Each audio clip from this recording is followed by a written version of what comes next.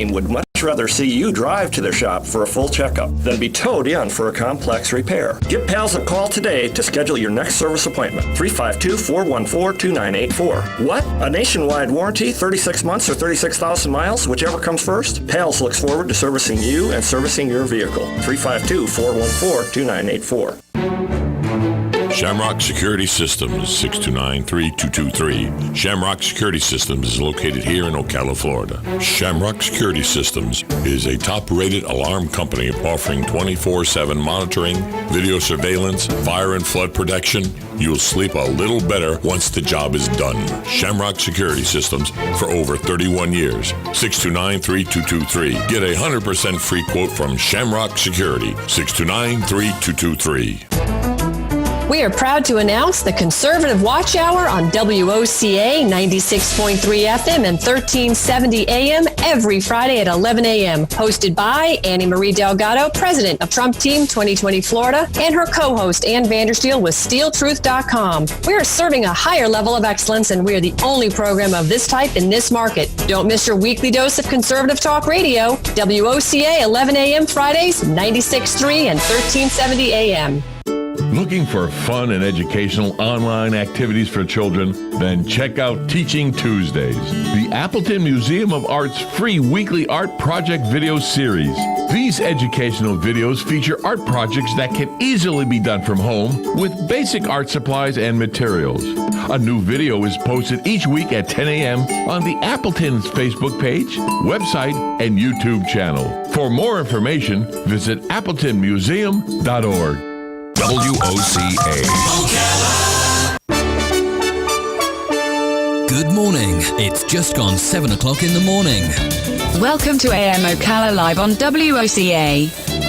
And now, here's your morning host, Adam Micklin.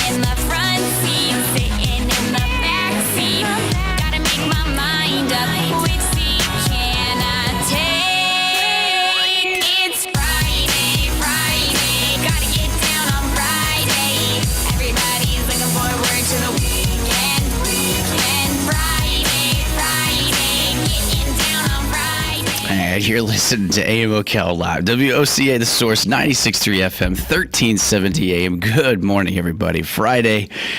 It's Friday. We made it to Friday. We got a weekend coming up. It's going to be a wet weekend, but that's okay because we get to sleep in. I like sleeping in when it's raining.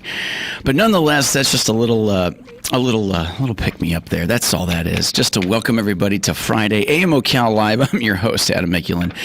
As we come to the end of the work week, how about that? We're Friday. As we started June 1st on Monday, here we are, June 5th on Friday. Thanks, Captain Obvious. As we're getting to the weekend, like we said, it's going to be a little bit of a wet one as we're 72 degrees right now with some high clouds up there just kind of floating around, keeping some of that sun off. But it's actually really pleasant this morning, not bad. But however, that's leading to a 50% chance of showers and thunderstorms this afternoon that continues into tonight, with Saturday bringing more showers and thunderstorms possibly after 2 p.m. where we'll have a little bit more wind, and 90% chance Saturday night, 80% chance Sunday, 90% chance, as Monday and Tuesday carries the same trend, looking at a possible of showers and thunderstorms, precipitation for a chance on Monday, 80%, as well as Tuesday. So we got some wet weather yesterday. This isn't bad though. It's kind of been a little nice. It was patches of blue sky and sun, and then more dark low clouds, thick clouds, then some rain here and there. But it kept it kind of cool. It was kind of a pleasant day yesterday. But nonetheless, we can expect more wet weather to lead us into the weekend, and that's what I think is okay. As we say, welcome AM Ocala Live. We got a good show for you here, lined up to round out this week. Can you tell I'm excited? It's Friday. I am. It's been a long one. It's been a long week. It's been a long week for me myself. But I'm looking forward to the weekend because today is the beginnings of the full Phase 2 opening to get things back to what I've been calling some normalcy, something that brings and delivers the idea of where we were before pandemic a little bit. But obviously things have changed from it. But here we are, Phase 2 opening up for, let's see, movie theaters, bars, when I say bars, even restaurants can now, which I never understood before. I thought it was ridiculous, but the idea of having the bar area roped off because you had only the 50% occupancy based on tables and booths. But that's done now. Now you can go sit at the bar, and now you can go to the bar. Now you can go movie theater. Now we're looking at everything else that has been falling into place. Today, June 5th, as we've been talking about it more and more in lieu of Florida's theme parks. It's going to be a wet weekend for it, but Universal theme park does open up today, June 5th, and we'll see how that goes. I got a feeling there's going to be some attention to it, just with the details of the guidelines and phases and how people actually and their opinions to reacting to it if they actually do go to the park. Because there's nothing better than having a face mask on at a hot, humid park where it's already been raining, so your face mask is probably wet. But anyway, with that being said, as we're moving through, like as mentioned, for Disney World come July, they're looking at SeaWorld and Busch Gardens for next week. Next week. And like we said, Universal for today, but still having Universal City Walk and Disney Springs. So there's a lot, now as we're entering the summer season here, there's a lot to do for the weekend. Like we said, kind of getting back to the normal and moving on through. So as we're making our way here towards the bottom of the 7 o'clock hour, like we said, good show for you. When we come back, we're going to roll in with some more conversation. I got some interesting stuff to talk about. And I say that because I brought my soapbox today, kind of thing. But it's just this idea that I want to preach a little bit about the cautions of social media, especially with everything going on, and I think I can share an opinion on it that could help some folks out. But that's when we come back from the bottom of the 7 o'clock hour. When we get to 8 o'clock, we'll be rounding out this week's blood bank report with Galen, Life South Community Blood Centers. We'll be talking with him and get an idea for the expectations of the weekend and what you can do now that maybe more people have time to want to go ahead and get themselves tested to see if they had the antibodies and give the gift of life to donate blood. As if you were busy during the week and now you have the weekend, we'll get an idea and a trend for where you can go do that, and then what that means for getting into next week. And also we'll kind of round out a little bit of talk, I think, with sports, as the NBA is getting a lot closer here to bringing this to fruition, as they made the decision there about bringing 22 teams to Disney World. As it's usually what happens when you win the championship, right? Where are you going? I just won a championship. I'm going to Disney World. Well, I got to go to Disney World to win the championship. That's what might happen. So that'd be interesting nonetheless. We'll talk to Galen a little bit about that. And then when we get to the bottom of the 8 o'clock hour, we'll be bringing in some news bits like we said, to round out the week, a little bit of news bits that's been going on within more of our local community, and then after that, as we roll it through to the top of the 9 o'clock hour, it's all about the on this day in history. We're going to touch base on that at the top of the 9 o'clock hour, and then roll on through with some. It's Friday, so let's keep it a little light, a little potpourri. As I hope we can steamroll some of the conversation with some of the stuff we talk about. To have our phone lines open, and if you'd like to share your opinion, 622-9622. As we'll continue to do that, and we'll bring you some good stuff throughout the show, and then as we do give you AM Ocala Live, we say stay tuned for after AM Ocala Live, as it is being Friday.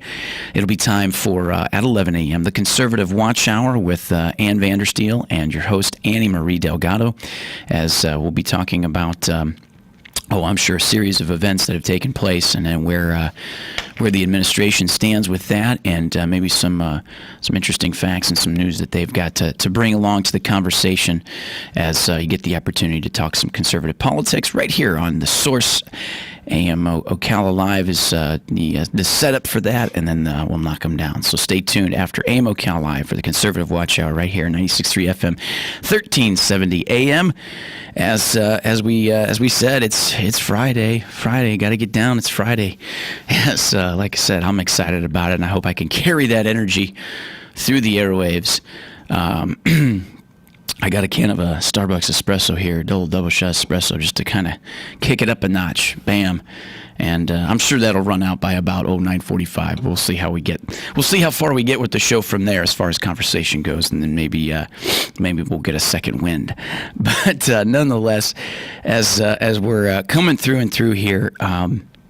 Obviously, with everything that's been going on between protests and riots and everything else, it's going to be interesting. I want to talk a little bit about. We'll bring up some other things and so forth. But like I said, when we come back from the break, stay tuned, because I want to discuss a little bit about the social media aspect of things, and I want to share my opinion. It's based on opinion about where we're at with social media, especially coming through a world pandemic.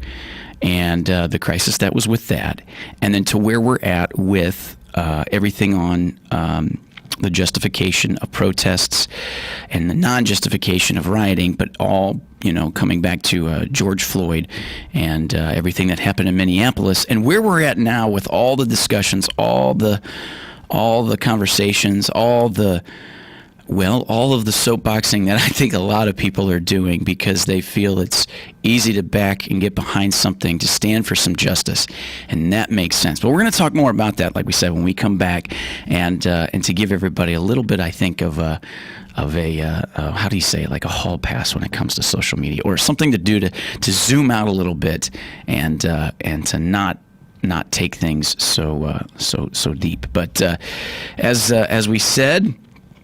It's Friday, baby, as it is Friday, as we're rolling through here for this day, June 5th. Like we said, stay tuned as we continue to round out everything we need to right here as we're bringing to you Good Friday show, like we said, nonetheless. So WOCA, stay tuned. We'll be back after this.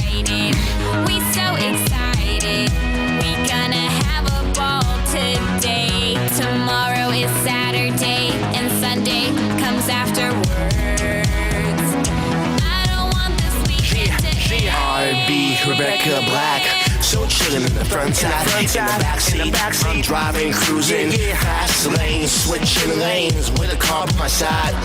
Passing by is a school bus in front of me, makes TikTok. He's looking forward to the weekend, partying. Fox News, I'm Lillian Wu. Continuing protests around the country peppered by confrontations between police and demonstrators. 2 officers in Buffalo, New York suspended after a video goes viral appearing to show them shoving a 75-year-old to the ground while clearing an area in New York City. Protesters made their way through city streets, shouting their mantra, Black Lives Matter. After 8 p.m., though, cops finally began aggressively enforcing the curfew, and that's when scuffles and skirmishes started as officers worked to disperse the crowds. Sometimes crimes by wedging a gap between the groups and blocking off the streets. Dozens were arrested. Fox's Lauren Green. 7 adults are dead in a shooting and fire at a home in Alabama. The sheriff's office says no suspects are in custody, but there's no further threat. And the May jobs numbers out this morning could show the unemployment rate jumped to nearly 20%. America's listening to Fox News. Anyone who builds, remodels, or repairs for a living, we know the way you work has changed. That's why Lowe's is committing today to build new ways to keep you working tomorrow. We are proud to introduce the new Lowe's for Pros job site, powered by Stream, an augmented video chat tool, so you can be there for your customers without actually being there. And the cost to use? Try it free through October 31st at lowesforpros.com/proloyalty. Just one of the reasons why Lowe's is the new home for pros. Services subject to Stream terms. Lowe's loyalty membership required. More terms apply. Facebook, Twitter, Google, and YouTube are being criticized for banning political messages. One big media company is even asking Twitter to ban President Trump. Each weekday at 6 p.m. Eastern, Sean Spicer tackles the new censorship and its dangers. Watch Sean Spicer's new show on Newsmax TV, America's fastest-growing cable news channel. Newsmax TV is on DirecTV, Xfinity, Dish, Spectrum, Cox, Optimum, Fios, Uverse, Suddenlink, Mediacom, Armstrong, and more. Check your cable guide and tune into Newsmax TV now.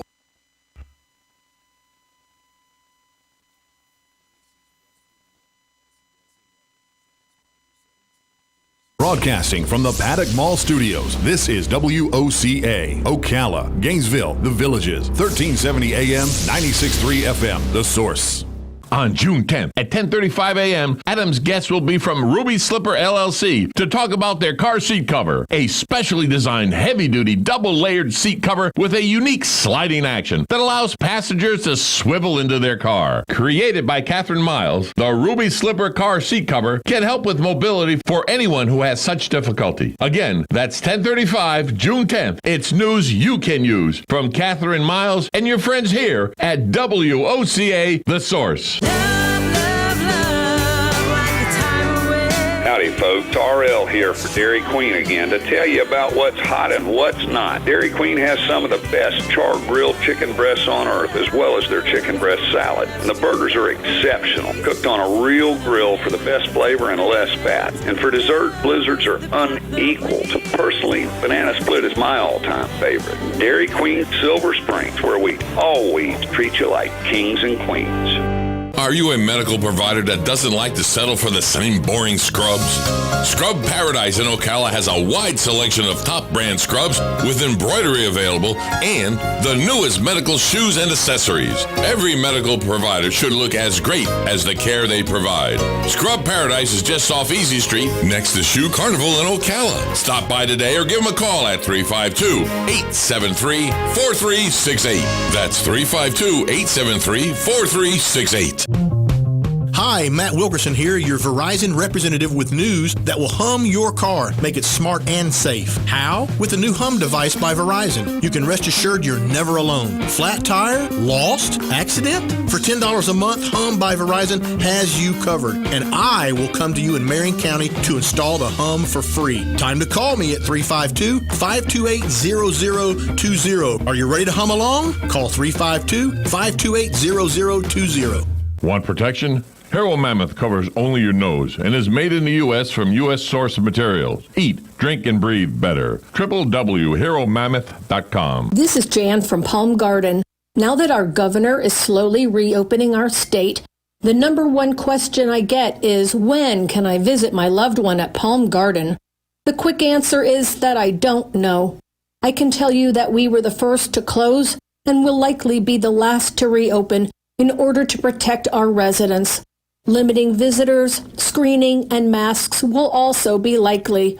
Until we are able to see you again, we are Palm Garden. Hey, this is Matt from Crossroad Auto Sales. I want to invite you to come over and check out our vehicles. All of our vehicles at Crossroad Auto Sales go through a rigorous 100-point safety inspection. We work with most outside finance companies, and we even have in-house financing available. Stop by today at 1800 Northwest 10th Street or give me a call at 690-6695. That's 690-6695. Crossroad Auto Sales. We won't leave you stranded at the crossroad. WOCA. Friday, cloudy with a shower or thunderstorm, high 82 to 86. Friday night, cloudy with some showers, low 73 to 76. Saturday, mostly cloudy and humid, high 82 to 85. Sunday, cloudy and humid with showers and thunderstorms with a high 82 to 85. From the Florida Weather Center, I'm Andy Robb. The Centers is here for you with services in person or via telehealth use, computer, iPhone, or Android. Or call us 352-291-5555. If you've got just a minute, I'll tell you about the terrific sale on summer annuals at Bob Wine's Camellia Gardens in Ocala. Now, this brand new selection includes coleus, periwinkle, celosia, zinnias, begonia, marigolds, impatiens, melanpodium, gomphrena, and that's just the beginning. Take your pick, mix and match for just $2.29 each, or get a huge flat 18 for $19.99. Hummingbird and butterfly plants. Big selection. Take your pick. Bob's got them $9.99 to $12.99. Bob still has BOGO on blueberries. And, of course, you gotta get crepe myrtles. More colors than you can count, starting at $24.99. Don't miss out. Best thing is to get there early. They open at 9, and they're open till 4:30 daily. Bob Wine's Camellia Gardens, Southeast 38th Street in Ocala, the same blooming place since 1952. Veterans Helping Veterans USA. Call 352-433-2320. We help veterans and their families with limited financial assistance, counseling, employment referrals, and a food and clothing bank. You can help in making a huge difference in the veterans' lives we serve by donating food, clothing, household items, or direct financial assistance. All donations are tax deductible. Veterans Helping Veterans USA. 352-433-2320. Thank you for your attention, and God bless America. Join Adam at 10:50 this Friday, when Jeannie Mullen will be his guest to discuss the changes made in the workplace by the pandemic. Things like micro events, changes in business travel, companies looking at cost containment, and more. Again, that's this Friday at 10:50 a.m. Changes in the workplace. It's news you can use from Jeannie Mullen and your friends here at WOCA The Source. Broadcasting from the Paddock Mall Studios, this is WOCA, Ocala, Gainesville, The Villages, 1370 AM, 96.3 FM, The Source.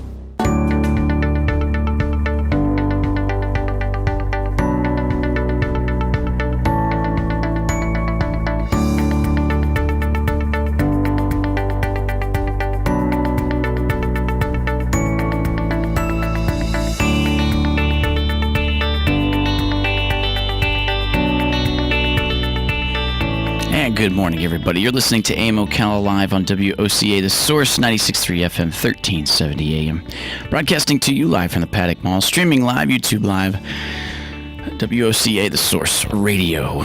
As we're coming up on now 26 minutes, or 21 minutes before the top of the 8 o'clock hour, as we're saying good morning on this Friday, this little bit of a overcast Friday, as we expect more rain in the forecast for the weekend and the days to come. But absolutely wonderful right now, temperature-wise, 72 degrees, as the sun's kind of staying behind those clouds there overall, making it real nice if, like I said, if you're on the back patio enjoying that cup of coffee, or you're on your way to work. Thank you for listening. As I was just there at the break, I was just in conversation with somebody via text message there. More on the how do I even begin to talk about this? I don't know. It's fairly difficult nowadays to share an opinion or to give an answer to certain questions that may be tougher on the side of certain things. And what I'm getting at basically is the comments made yesterday publicly from quarterback Drew Brees for the New Orleans Saints. As by the way, let me preface that he is a NFL quarterback that holds many records, that has been in the league for a long time, that has won the Walter Payton Man of the Year Award for philanthropy, donated millions of dollars this past spring in lieu of COVID-19, and shares the efforts that him and his family and his kids, his boys and his girls do for the community, and what they've done for the community of New Orleans since he was brought to the team in 2006 after the wake and devastation of Hurricane Katrina. And it was asked about yesterday, and I'm sure a lot of people have seen this already, and if you don't pay that much attention to sports, it's probably something that's still brought up because of the issues that are going on right now with the civil unrest of obviously the death of George Floyd. So it's me just kind of saying here that I was discussing just a little bit through message about what had happened yesterday. If you had seen it, he had made some comments when it was asked to him about how he felt about if anybody decided to take a knee for the national anthem coming this upcoming season. And he voiced an opinion that was fairly well-rounded, but it was a little bit broad in interpretation of what people could say or jump on for saying maybe that he, I don't know. But bottom line is I'm a little bit, I don't know. It's crazy, because what I'm leading into is now yesterday, amongst protesting has been going on and on and on. A big spotlight was New Orleans for Thursday evening of June 4th. And for the protesters that were coming through, a lot of them, and I just saw the video there, a break that says that a lot of them were marching in protest against even the statements and the person, the quarterback, Drew Brees, basically profanity, and then him basically trying to rally the idea to get behind an onslaught of language geared towards him, F. Drew Brees. And it's incredible to me, because it just feels like sometimes when you can do so good for so long, it just feels like the way society is geared, it's a little backwards. It's like if you're a good person and you work your damnedest to do what you deem as the right, or follow a moral compass and values, that there's a way in which you work hard to do what you need to do, whether it's for your community, your family, and the way you are with people around you, and the way you do good things. And then if something gets misinterpreted, because you're already put on that type of, you're already put up another level, or not necessarily on a pedestal, but you're regarded as somebody who's that kind of way, good, fair, just, giving, thoughtful, kind. And then as you're a human being and you relay something like we have in America, which is free speech, an opinion that's shared on something that's a touchy subject, and it gets interpreted a certain way because it wasn't as direct to say something more on the lines of one side or the other, that it kind of more was on one or the other, however you really want to interpret it. Really, at the end of the day, what I'm getting at is you could pretty much attack anybody for anything nowadays, and it doesn't matter what kind of background you have, of how well you've done certain things. It's within that moment that if somebody sees that as an opportunity to vilify you, then from that point on, you're the worst person in the world, regardless of what you've done, of good moral compass, values, helping, kind, patience, leadership that's been strong throughout his career with the guys in the NFL, and it's just incredible how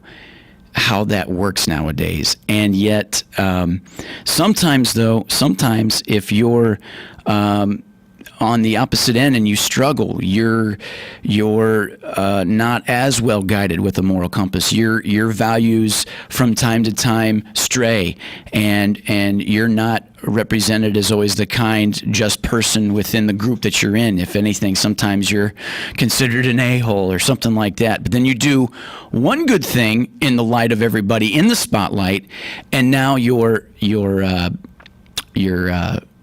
you're surprising that you were an a-hole for so long, and then you do one thing good in front or in light of somebody, and then that all of a sudden, wow, I didn't expect that from them, but then since they did that, wow, they're not a bad person because they've shown you some kind of human vulnerability and something else prior to, and then they do one good thing, then it's like, oh, well, wow, that guy really surprised me. Wow, look at him.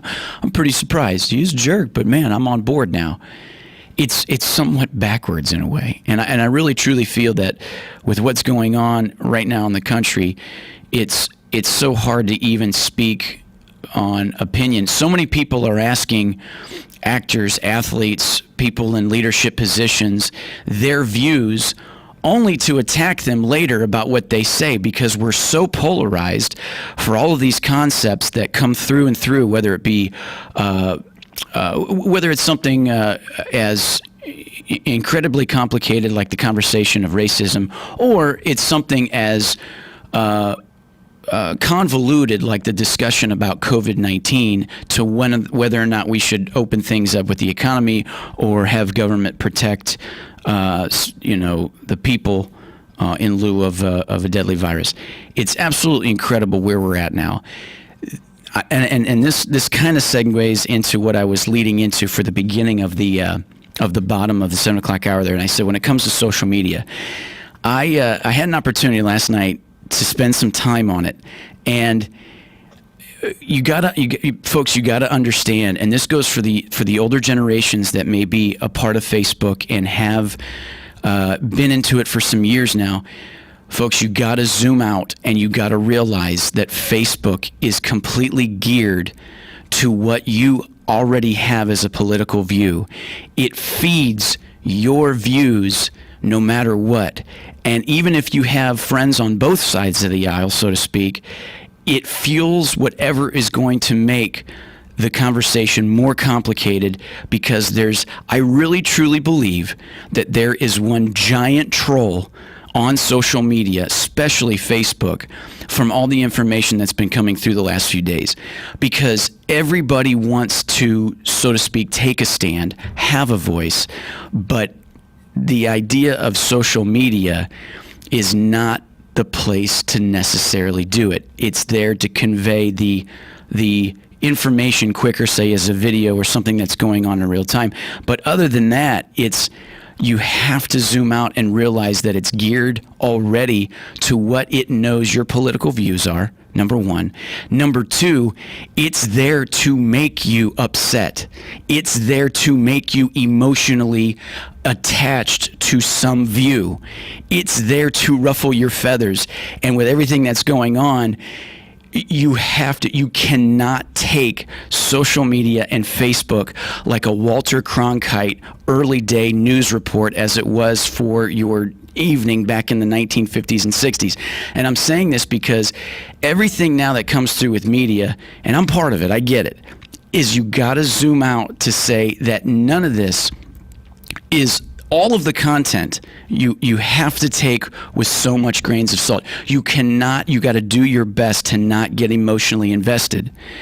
You can look at it as an organism to see it in its action, but if you really want to feel better about what's going on in the world right now, in our country, I'm telling you, in my opinion, you've got to zoom out and you've got to see Facebook or social media aspects as just there to continue to vilify the situations on both sides of the opinion.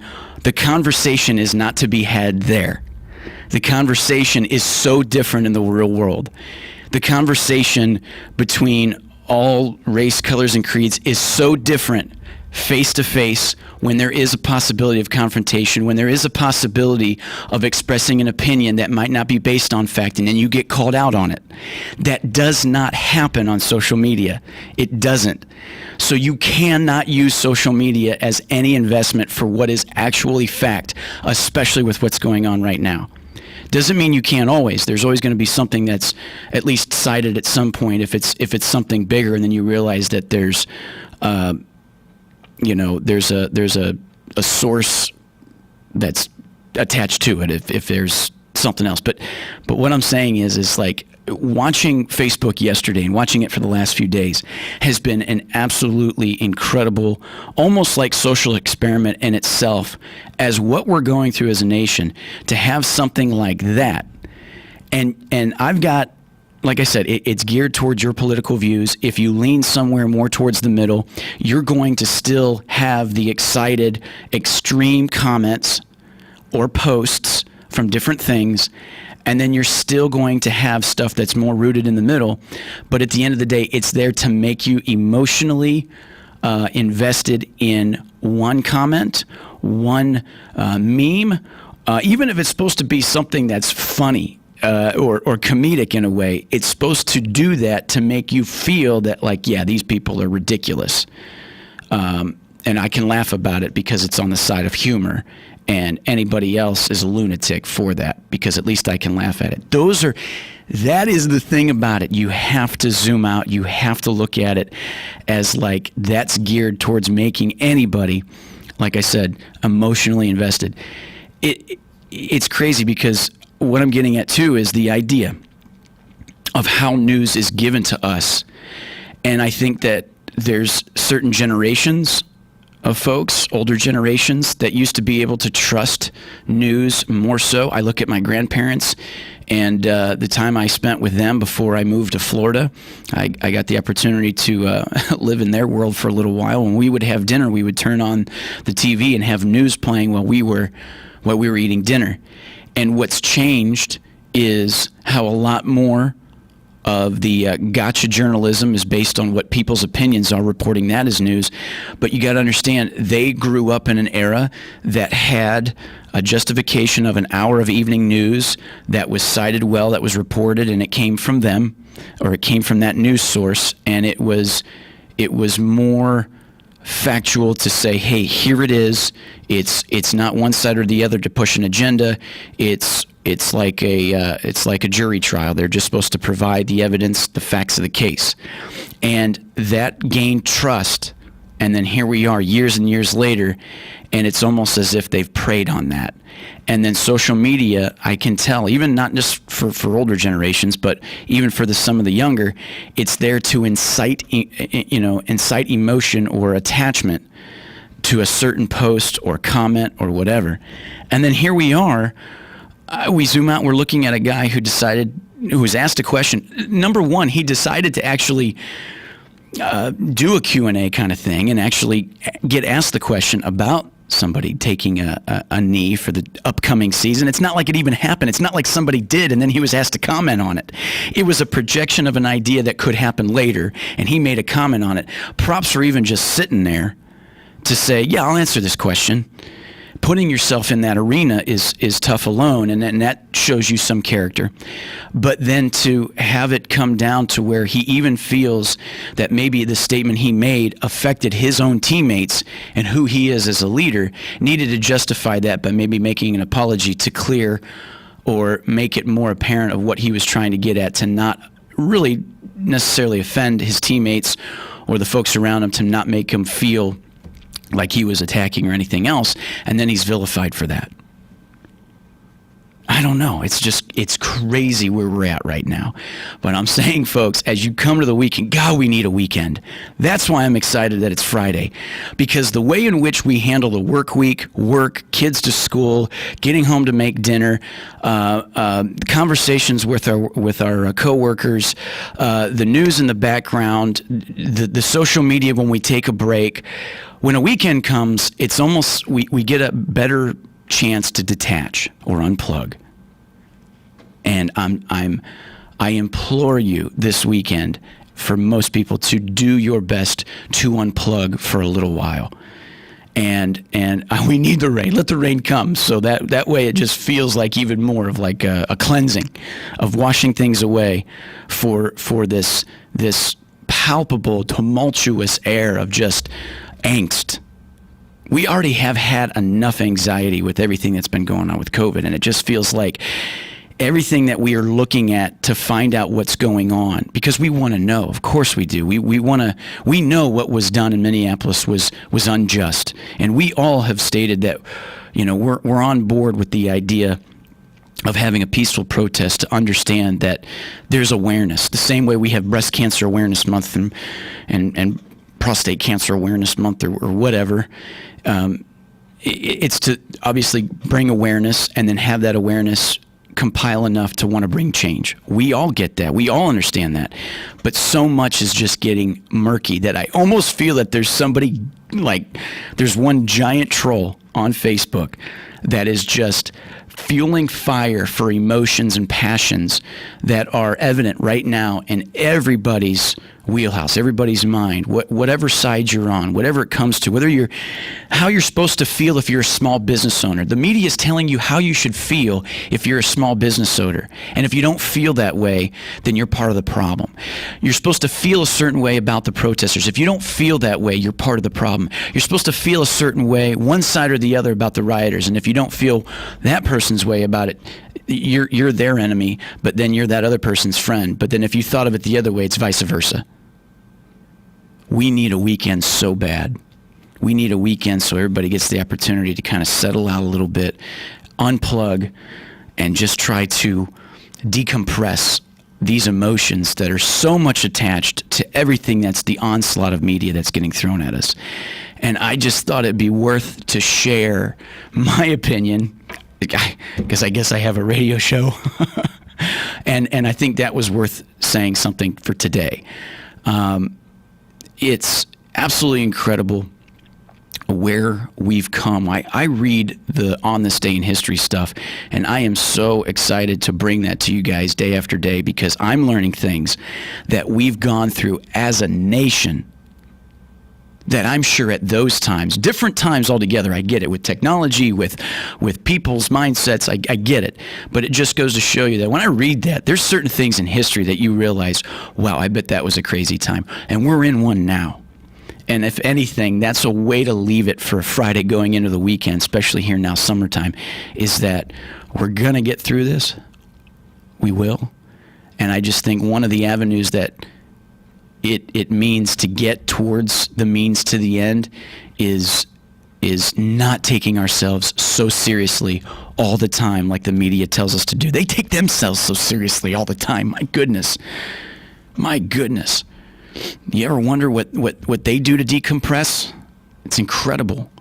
I've done this radio show now, and I try to keep it lighthearted and a little bit entertaining. And because I've been so invested in so much news, I've never been this invested in so much news before, that it's draining, it's taxing. But then you feel like, and you're told that you need to know. If you're not educated, you're not knowledgeable enough to bring anything to the conversation. But then again, that information is coming from something like Facebook or social media aspect that is not cited in anything that comes from fact or where you can find it. It's almost like people just put out their comments, put out their memes. The thing with the bricks, I get it. I've just heard so many rumors about them laying pallets of bricks. Has anybody figured out who's done it? Has anybody actually looked at a picture and said, yeah, that's from that night, that day, at that spot? I mean, if people are dropping off pallets, then somebody with social media and cameras and all this stuff today, we would have seen somebody drop off pallets of bricks. I don't know. There's so much around or just going on with all this hate that it's just... It's incredible, and I feel like it's fueled by that social media, because it's the one thing we're attached to. This weekend, like I said, I implore you to disconnect. It's crazy.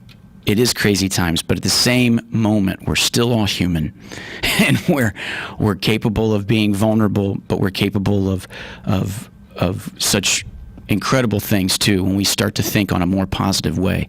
This week has been heavy. It's been heavy, and I think maybe that's why I'm geared up and amped up for this so-called weekend. Anyway, I leave it at that.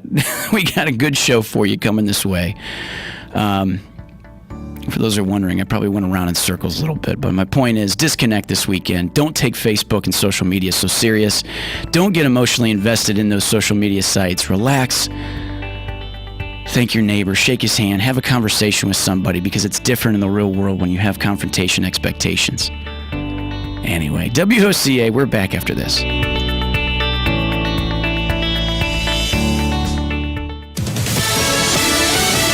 Fox News, I'm Lillian Wu. Across every region of the country, more protests against the death of George Floyd. One of the places bracing for a weekend of demonstrations, the nation's capital, where protesters marched on despite storms yesterday. 2 military personnel had to be taken to the hospital after being injured. The effects of the lightning strike that happened last night, we're still waiting to get an update on how serious it was. They had to be taken to the hospital, but we're told it was non-life-threatening injuries. Fox's Mark Meredith. We did not have a curfew in D.C. last night. It's always possible, though, depending on what's going on, that the mayor could impose one. This, as the Attorney General says, the protests we've seen have been targeted by outside groups. And the May jobs report is expected to show 8 million more out-of-work Americans, with the unemployment rate closing in on 20% in the face of coronavirus shutdowns. It's a first since the Great Depression. On Wall Street, futures rising. America's listening to Fox News. Anyone who builds, remodels, or repairs for a living, we know the way you work has changed. That's why Lowe's is committing today to build new ways to keep you working tomorrow. We are proud to introduce the new Lowe's for Pros job site, powered by Stream, an augmented video chat tool, so you can be there for your customers without actually being there.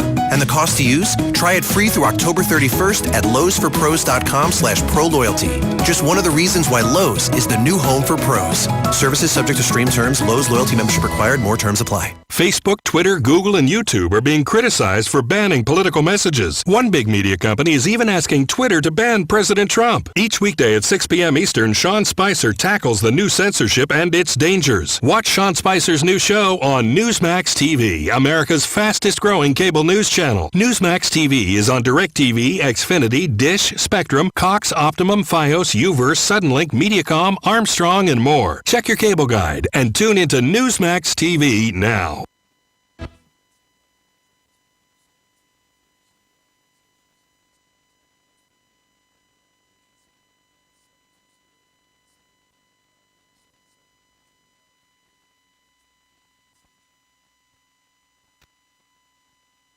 From the Paddock Mall Studios, this is WOCA, Ocala, Gainesville, The Villages, 1370 AM, 96.3 FM, The Source. On June 10th at 10:35 a.m., Adam's guests will be from Ruby Slipper LLC to talk about their car seat cover, a specially designed heavy-duty double-layered seat cover with a unique sliding action that allows passengers to swivel into their car. Created by Catherine Miles, the Ruby Slipper car seat cover can help with mobility for anyone who has such difficulty. Again, that's 10:35, June 10th. It's news you can use from Catherine Miles and your friends here at WOCA, The Source. Today in Ag News, I'm a Southeast Ag Now. USDA recently released the revised Ag Trade Outlook for the 2020 fiscal year, and according to a story from Gary Crawford, it has been lowered some. USDA analysts in their new trade forecast are projecting ag exports this fiscal year for most products down from their last forecast 3 months ago, but still up from last year. USDA's chief economist, Rob Johansson. U.S. exports of agricultural products are estimated for the fiscal 2020 year at $136.5 billion. That's down $3 billion from our estimate in February. But it's $1 billion more business than we did in the 2019 fiscal year. Johansson says trade prospects for U.S. livestock and horticultural products are still strong. No big cuts there. The declines in prospects mostly coming in the bulk commodities. Soybeans, cotton, corn, and wheat. We'll take soybeans as a quick example. U.S. soybean exports this 2020 fiscal year running only a bit behind last year. USDA's new forecast for the year for $16.5 billion worth of soybean exports. It was 16.9 in 2019. For corn, much the same story. We're projecting corn exports in fiscal 2020 at $8 billion. It was 8.9 last fiscal year. This is Gary Crawford reporting for the U.S. Department of Agriculture. Thanks, Gary. More of this story can be found on our website, southeastagnet.com.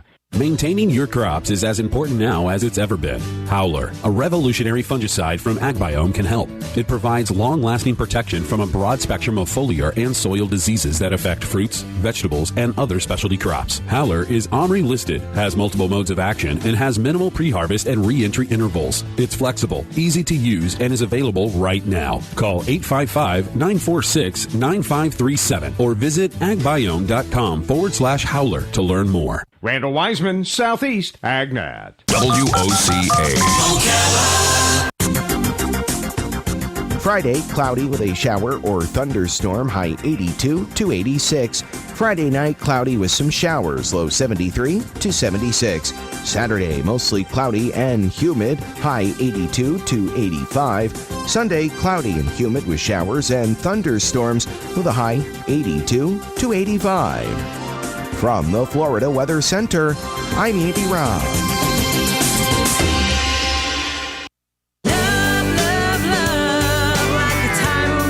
Howdy, folks. RL here for Dairy Queen again to tell you about what's hot and what's not. Dairy Queen has some of the best char-grilled chicken breasts on earth, as well as their chicken breast salad. And the burgers are exceptional, cooked on a real grill for the best flavor and less fat. And for dessert, blizzards are unequaled. Personally, banana split is my all-time favorite. Dairy Queen Silver Springs, where we always treat you like kings and queens.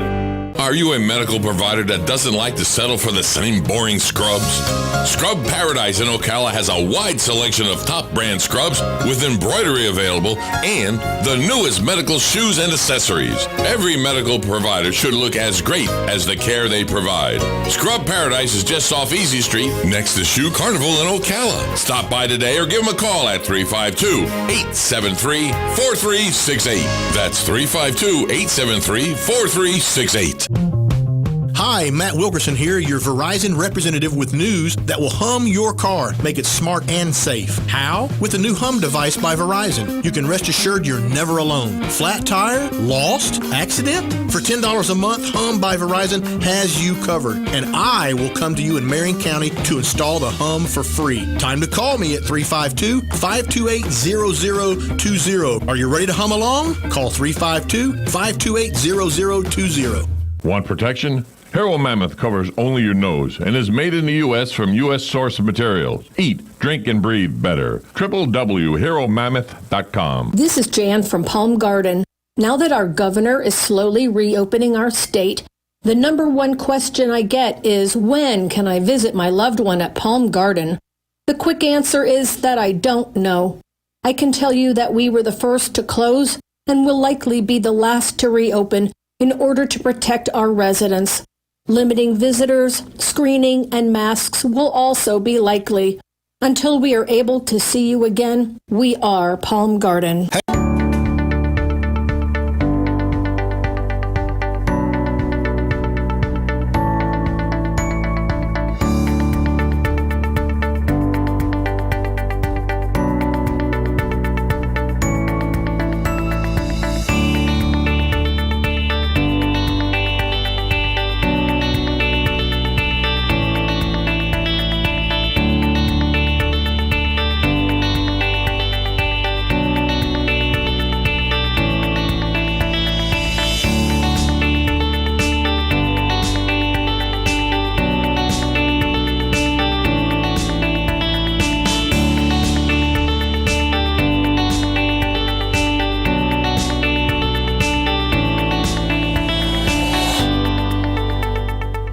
Listening to AM Ocala Live, WOCA, the source, 96.3 FM, 1370 AM.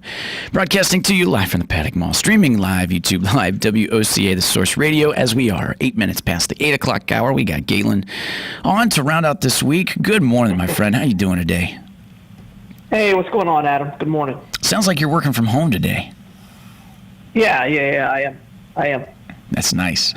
That's nice. Like I said, in a way that helps you detach. My little soapbox rant for about 15, 20 minutes there before the top of the hour was just trying to say that you have to unplug this weekend, my friend. You have to.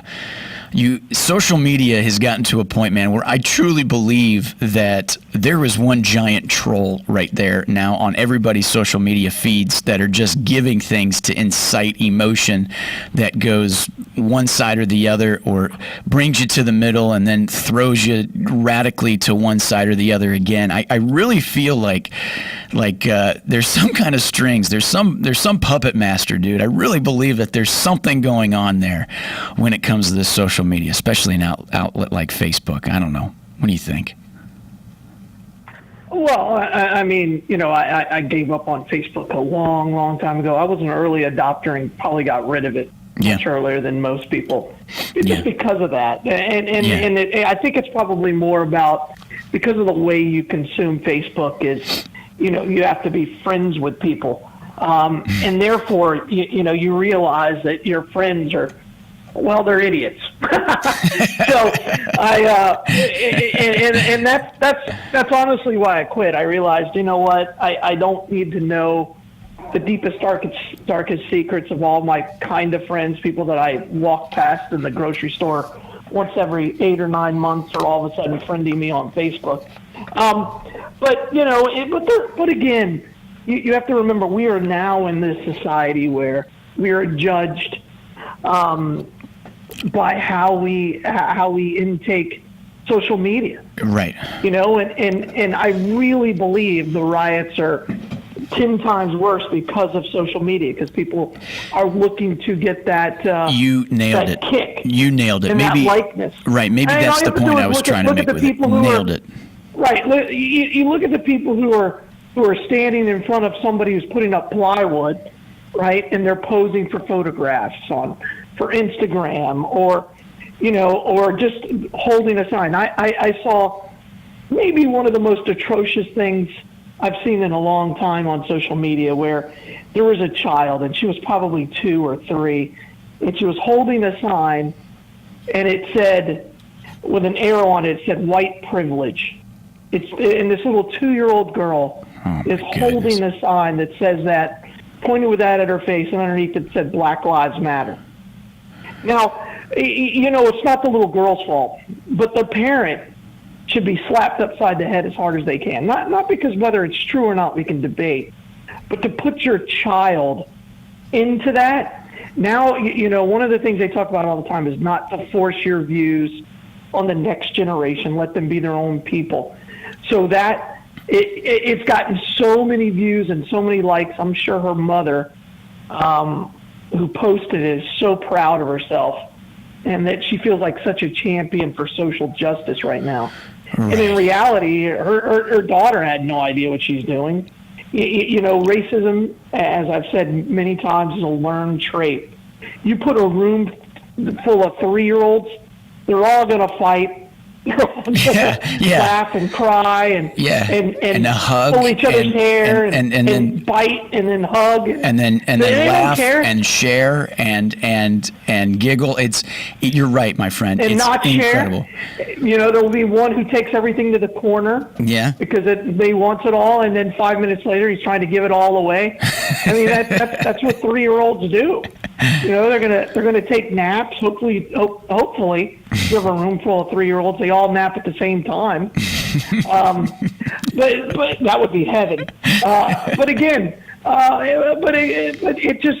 just looked at that. And I said, okay, all right, good for you. Good for you.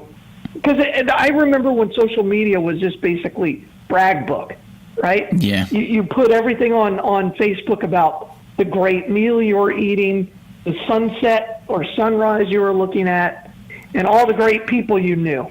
Yeah. Now it's all about how great you are as a human being. Exactly. Look what Nailed I it. did today. Look what I stood for. Look what opinion I got behind. Look at what just caused I think I stand behind, that so do half of my social media friends agree with, that makes me look like, not only next to that plate of food that I took a picture of, but with that plate of food looking so delicious, my political views taste just as good. Sure. But all of it's related. Yeah. And everywhere you go, and part of it I think is really good. Because everywhere you go, there's a camera. Right. And one side of that, I can't stand it. I hate it. There's no sense of privacy. We are truly living in an Orwellian time. But the other side is when there is something as atrocious as what happened to the guy in Minneapolis, it's videoed. Yeah. And the one thing I think will come out of this is maybe they'll start opening up some of the police records so that they can be reviewed. Because now it turns out this guy's got a kind of a history of violence. Right. And, he shouldn't be a cop on the street. I don't. Again, I think this is one of those things. If you look back at Michael Brown, nobody agreed with what happened, with the facts on the ground with Michael Brown. Mm-hmm. Hands up, don't shoot. Yep. Or did he steal the officer's gun and try to shoot him 3 times? Right? And then he fired in self-defense. I think the facts of that case are pretty clear, is that the officer was in the right, but we destroyed that officer's life. And there were massive protests over a guy who had just robbed a bodega and then was attacking a police officer. Mm-hmm. Now, this one, I think, is pretty cut and dry. I think we all agree the officer was wrong. He is entitled for due process and not in the court of public opinion. But and I'm glad all those officers have been charged. Is that part of how this has been such a tumultuous mess? Is because it's. I guess what I'm trying to say is everybody is behind the fact that that was some injustice. And because of that, is that why so many things, it's kind of like when a parent knows that they were out of line with their kid and they're like, well, I'll let him have ice cream before he goes to bed. I guess I can let him have some ice. He wants jelly beans too. Yeah, you know what? You're right. Go ahead and have jelly beans too. It's almost like because everybody's in agreeing with that was, and everybody does. That, okay, go ahead and protest, but it's also like, well, let you get away with a little bit more because we do understand that this is pretty bad, and because it's pretty bad, we'll just deal with it how we deal with it. That's okay. Go ahead. You got a pallet of bricks? Okay. Well, okay. We'll just, don't hurt any. Well, you did hurt somebody with them. Don't get me started on how those. Don't get me started on how those pallet of bricks just magically appeared on every street corner. It seems like we're in all these major cities. Yeah. I don't want to go down that rabbit hole. I know. But here's the truth. Again, this is a massive counteraction to being holed up for 3 months without a job. True. Right? The hardest impact by this pandemic has been lower income. Right? There's fact after fact. I think the number is going to be maybe closer to 40 million who have become unemployed by this pandemic. Yeah, aren't there new numbers coming out here soon that will show that? Sure. Yeah. And now you put on top of that the riots, and who do they impact? Yeah. You look at the people who worked in that Target store that burned to the ground. And I heard somebody say, oh, but what about the economy of rebuilding it? Those are higher paying jobs for the most part. That's a skilled labor, right? Construction is a skilled labor. So there's going to be somebody else doing those jobs. Unskilled labor are running right? So this doesn't help.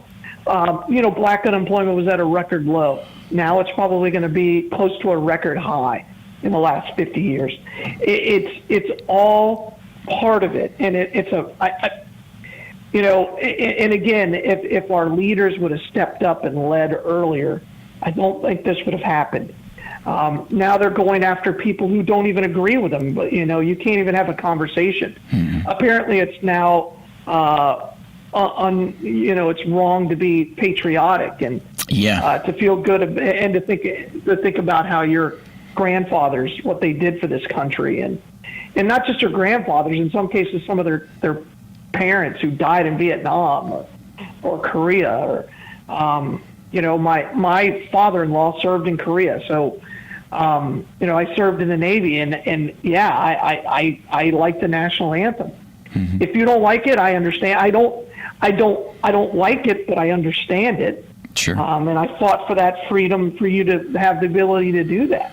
And you fought for the freedom for somebody to speak their mind about what they feel. And I'm going back to the Drew Brees comments, and I think he come out later and had an apology on Instagram there yesterday, and then that was kind of taken out of context, like, oh yeah, that's he's got for his apology. He's already on his second apology. Yeah, and really, what the apology was that he was pretty much making that apparent, like, hey, if there's any teammates, I'm a leader for my team and what we do as playing football, and he knows it's a game, but to them it's a little different when they put the pads in the uniform. It's a job for them. It's a job, so he knows that his group of guys, if they had taken what he said out of that context, he wanted to make that right as a leader for his teammates, and with that make it a little bit more just to be behind his statements, and there's courage in even saying that he's going to answer those questions. we want sports athletes to answer these tough questions and then give opinions, and then we get so lopsided when it's like, how was the game there, Johnson? You did so well, and you guys won. Tell us your thoughts. I just want to thank God. No words. I want to thank my teammates. And it's cliche, but that's because they're trained to have to talk that way, man, because look what happens when you step outside that boundary. You're so much more vulnerable now for all of this criticism, and then remember, part of what these guys are doing is you're selling a little bit of an image too when it comes down to certain things. And it was beyond. It was what he was saying was beyond the simple question of like, hey, if somebody takes a knee, you're going to throw them off the team. That's not what the question. I mean, that's basically what the question was, but that's nowhere near what his answer was. And I'm just. So many people are nitpicking so many things for what people say because that's what they're doing to justify what they're doing for their cause. Or like you said, putting it up on social media. Look what kind of a good person I am today because I got behind this. You know how easy it is to get behind it when you click like? That doesn't justify anything for what you're trying to do to get behind a cause. And I'm speaking this into the radio and it's carrying out, and it's like, Galen, I'm sure you've caught on to everything that I'm doing and have been since January. I am trying to stay as neutral and non-opinionated as possible with everything that's gone on in the last few months. I am trying to just be the onlooker that's just allowing things to play out, so to speak. And then I'll bring up certain good questions like for you that'll have you state your opinion, or if I have guests on and so forth, so I can kind of back mine off a little bit. And I do that because I'm thinking about later, and I told Dan this when I was going to take this position. One of the things that I was a little bit afraid of was nowadays just being so under a microscope for things that you could say. I didn't want to be one of those statistics that come back later when I had a chance at a big boy flying job, but because my second interview was looked at different because of the opinions that were based on some mediocre radio show back a few years ago. I was really terrified of that, and here we are, one of the most tumultuous times in our country, and I'm still trying to stay very, very neutral with everything, but it's me zooming out, and because I'm doing that, I'm zooming out and going like, well, how did everything get so radical, like on either side? And I think when I got on my soapbox and talked this morning, I'm looking at one of the culprits, and that is social media. And I think you nailed it. What is making this feel just so much more more of like unrest is because of how this is with social media. It's because how this information instantaneously is getting out there, and how so many people, like you said, can just put on the facade that they're for a just cause, even though they don't have to do anything. You know what I mean? Like, you don't have to get out there and get in front of a press conference and be asked a tough question about what went on because you're, so to speak, that colored race. It's like you can just follow the herd, and because you did, that means that you're special. I don't know. Anyway.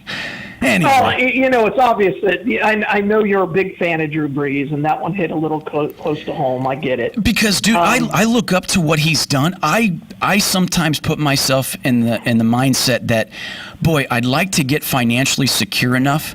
One of my goals in life is to become financially secure enough that I know that I could give back and help. And I look at what he's done. One of the things that always excited me about him as a player is when he came to New Orleans in the wake of Katrina and what he was able to do for the community because of his position. And sometimes that's why Colin Kaepernick kind of bugs me a little bit. At the same time, I'm going to come and say that I actually didn't care that he took a knee, and I know that's going to infuriate a lot of people. I didn't care because he could exercise that, because the first game he sat on his ass, and there was a veteran that came up to him and said, hey, I'm upset that you did that. By the way, I did fight for a right for you to stand up for what you believe in, but I'm going to tell you right now, if we have a wounded warrior, we take a knee, and I think at least you should do that. And they had a conversation. He did it. But at the end of the day, Kaepernick is trying to push, like we talked yesterday, some weird agenda by being on a sideline and then getting an image that's sold. While Drew Brees is somebody that actually came into the NFL, played a sport, made his financial security, and then does what he can for that city of New Orleans and has done since 2006, from community events, from, like we talked about this season, donating money. He's always tried to do something for somebody else, and then he's given an opinion about how he feels, which again was microscoped, nitpicked, and then here we go. We realize that now a city of the people that root for him on Sunday are now telling him to F off, and that's justifiable. How? I don't know. That was a good 10-minute rant there. Well, Sorry, it's buddy. not. But again, you don't have to apologize. Again, you have to understand that I a long time ago I realized to put your faith into an athlete is just putting your faith into another human being. They're no better than any of us. Of course. But the problem is they've got an elevated status in our society because of that skill. Right? And they're also some of the least educated on any topic. But we're constantly asking them for their opinion. I'd say not some. I'd say 90% of them. Okay. You know, there are a few who, and what I mean by that is fully understand the subject and can talk well about it. Sure. Right? Sure. But for the most part, they're just given a huge platform and their voice carries a huge voice. And when you listen to what Drew Brees said, I found it very hard to, even when I tried to scrutinize, I'm like, okay, he's just saying his opinion. Yeah. Now, he left it a little broad. With that. You could scrutinize a little bit because it was broad in the idea of initially saying somebody taking a knee and maybe he's against that. And then it's like, well, hold on. He said he's personally against somebody taking a knee. Yeah, that's it. Okay, well, then he went on to say as to how he's basically feeling when he stands for the national anthem and what that means to him. And then all of a sudden it's like, well, that's awful. How? Yeah, you're not. But again, you have to remember in this society. Yeah. As of today. Yeah. You know, there's just no good reason. If you're an athlete or you're a high-profile person, there's no really good reason to express your opinion unless it is ingrained with that woke society. Because that's the only real courage is to agree with the mob. Now, let me ask you this. It's not real courage. See, now, I would have respected Drew Brees a whole lot if he came out and said, yeah, I've reviewed my comments. I apologize if I offended you, but I agree with that. But I believe in everything that I said, that I just said. And then let me ask you this. But you can't. Let me ask you this. You can't do that. If we were in the midst of the football season and their record was 3-0 and they had a game against Tom Brady and the Buccaneers on Sunday, how would have these comments worked that way? Do you know what I mean? If he was doing his job playing the sport, he wouldn't have been on the podcast. Yeah, yeah, you're probably right. Yeah, it wouldn't have been.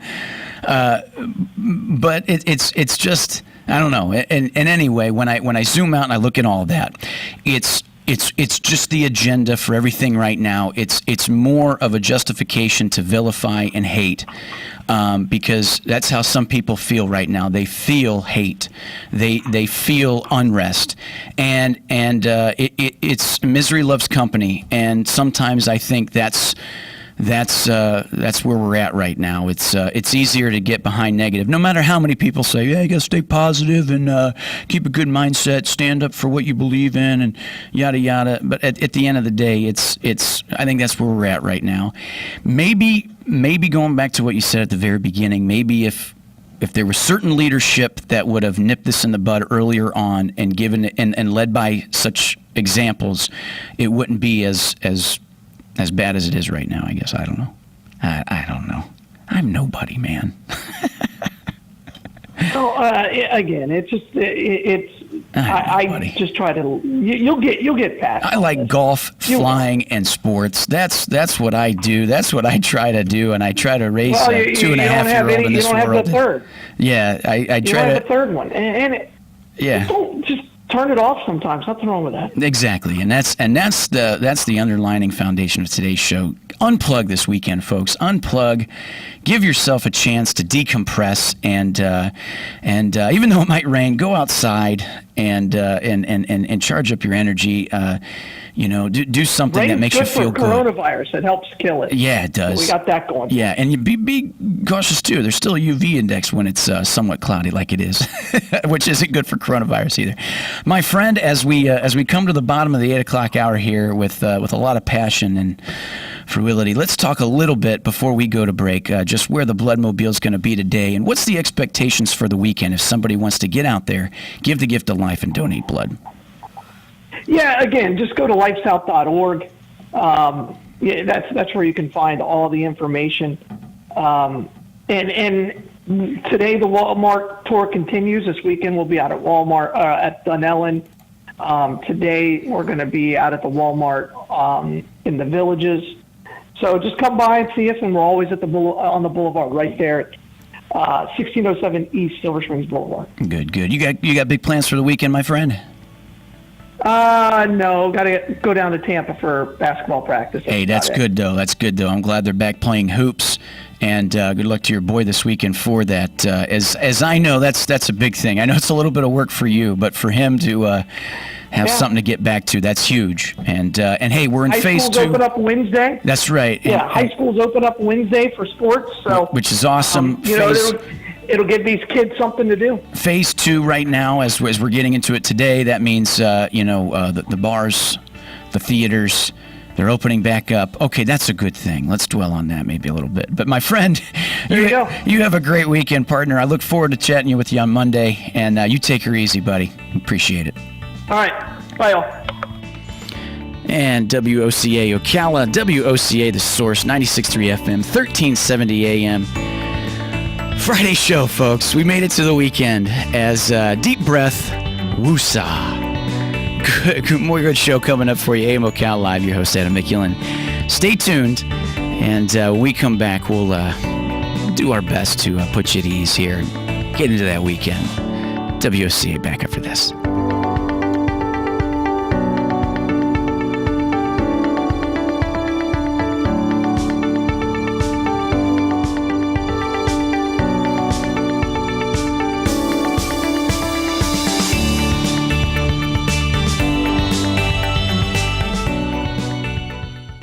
Broadcasting from the Paddock Mall Studios, this is WOCA, Ocala, Gainesville, The Villages, 1370 AM, 96.3 FM, The Source.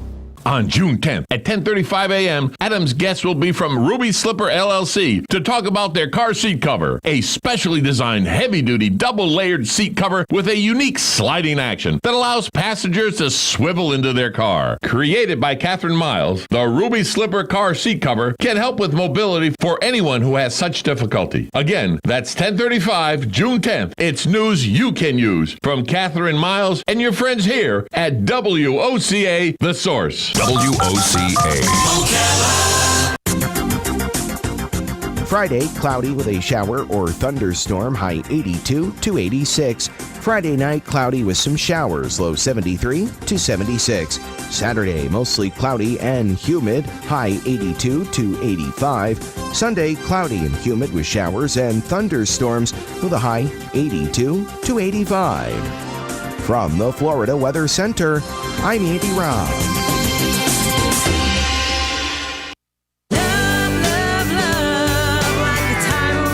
Howdy, folks. RL here for Dairy Queen again to tell you about what's hot and what's not. Dairy Queen has some of the best char-grilled chicken breasts on earth, as well as their chicken breast salad. And the burgers are exceptional, cooked on a real grill for the best flavor and less fat. And for dessert, blizzards are unequaled. Personally, banana split is my all-time favorite. Dairy Queen Silver Springs, where we always treat you like kings and queens. Are you a medical provider that doesn't like to settle for the same boring scrubs?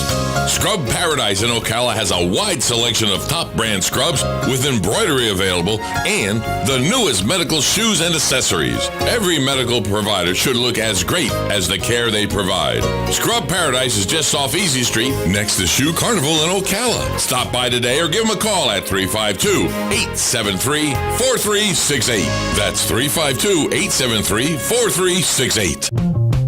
Hi, Matt Wilkerson here, your Verizon representative with news that will hum your car, make it smart and safe. How? With the new Hum device by Verizon. You can rest assured you're never alone. Flat tire? Lost? Accident? For $10 a month, Hum by Verizon has you covered. And I will come to you in Marion County to install the Hum for free. Time to call me at 352-528-0020. Are you ready to hum along? Call 352-528-0020.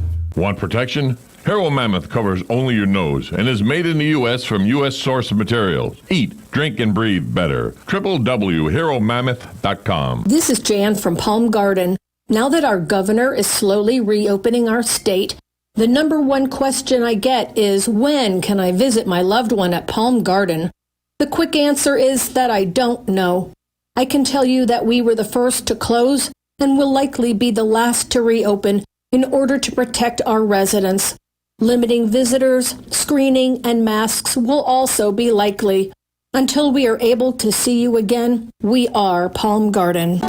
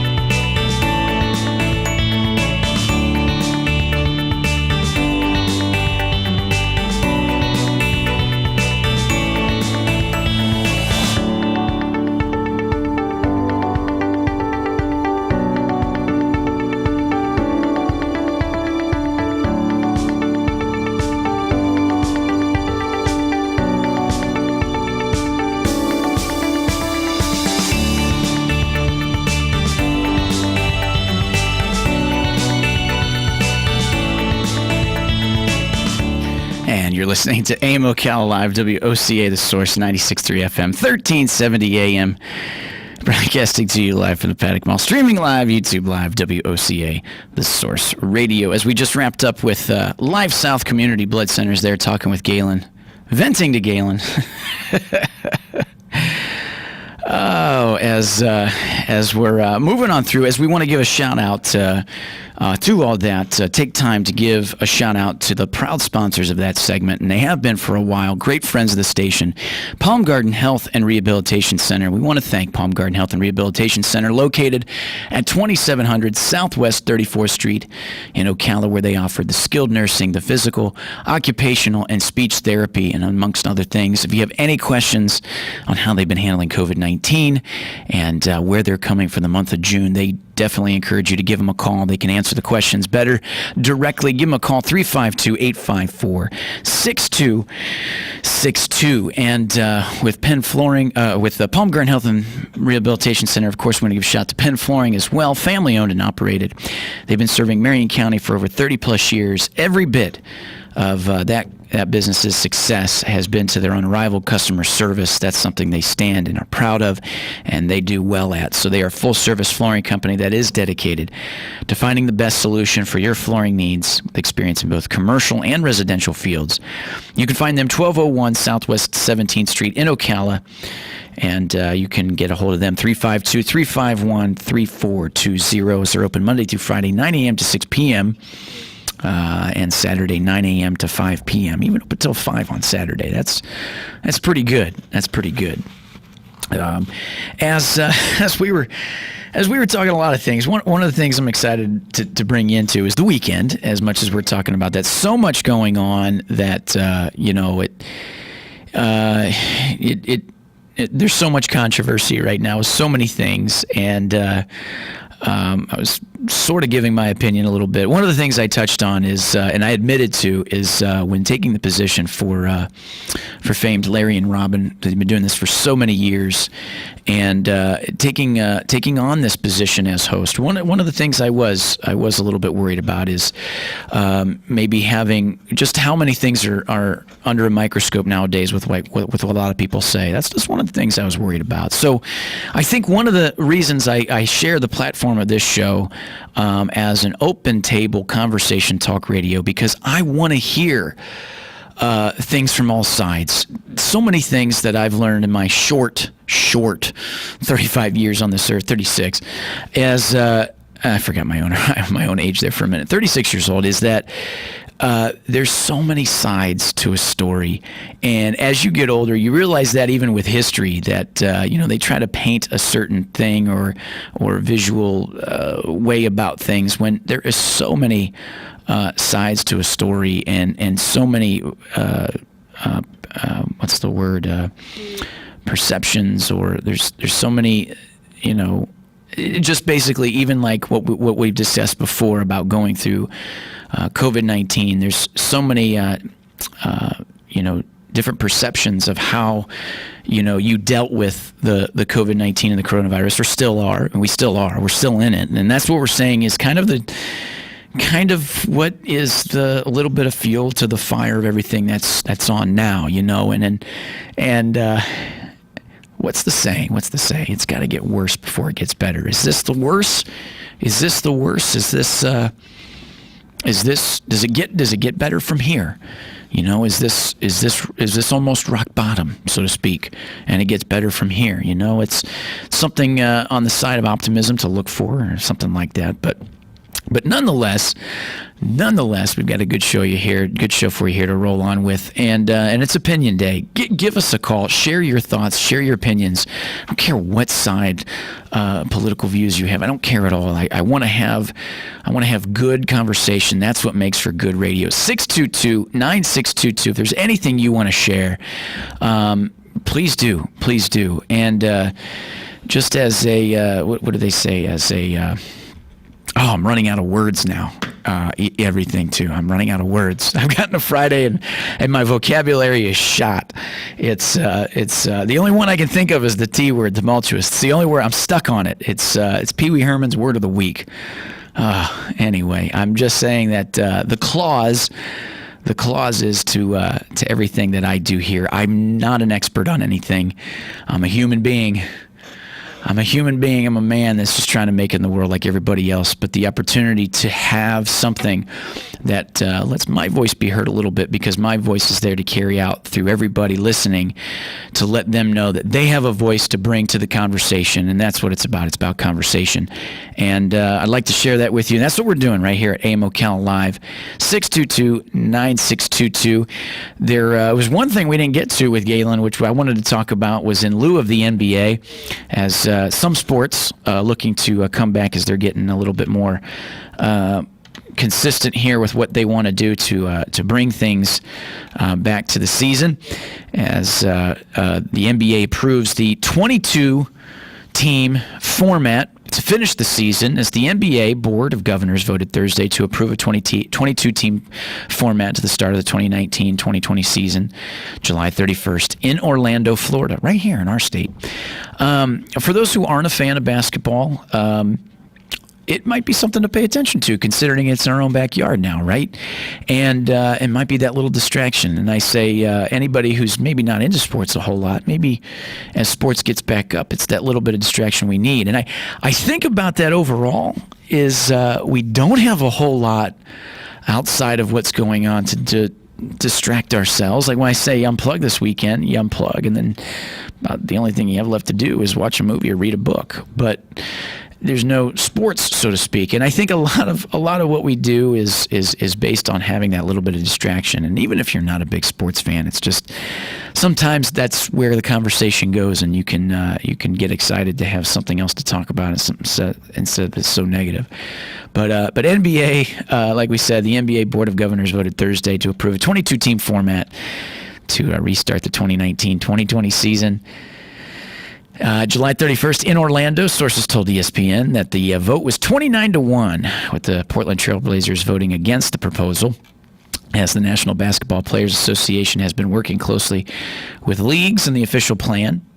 And the board's approval of the restart format is a necessary step forward resuming the NBA season, as Commissioner Adam Silver said in the statement. While COVID-19 pandemic presents formidable changes, we are hopeful of finishing the season in a safe and responsible manner, and on strict protocols now being finalized by the public health. By public health. So there you go. So under the plan, 13 Western Conference teams and 9 Eastern Conference teams will play 8 regular season seeding games, a possible play-in tournament for the 8th seed, and playoffs at the Walt Disney World Resort. Top 16 teams in the Eastern Conference and Western Conference will be joined. Top 16 teams in the Eastern and Western Conference will be joined by teams currently within 6 games of 8th place, with two conferences with the New Orleans, Portland, San Antonio, Sacramento, Phoenix, and Washington. The play-in tournament will include number 8 and number 9 teams in a conference.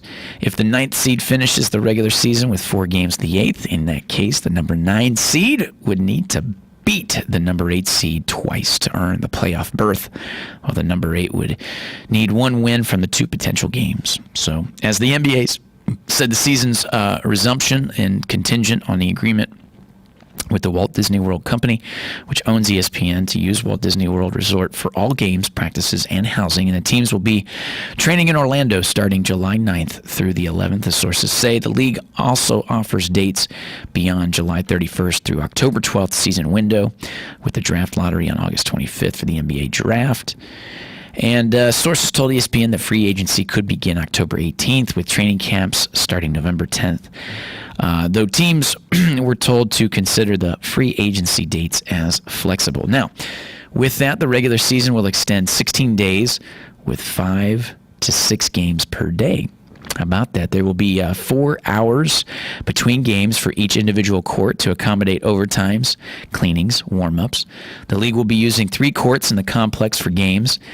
In the 8-game regular season format, each team is expected to play 1 back-to-back. The NBA is expected to be aggressive in moving up the dates to start playoff series when the previous round series comes to an end. The NBA Finals format is expected to include games every other day. So there you go. As there you go. Oh, man. Oh, folks, thank you for listening. AM Ocala Live, as we're continuing on here, just a little bit more to discuss, to talk about.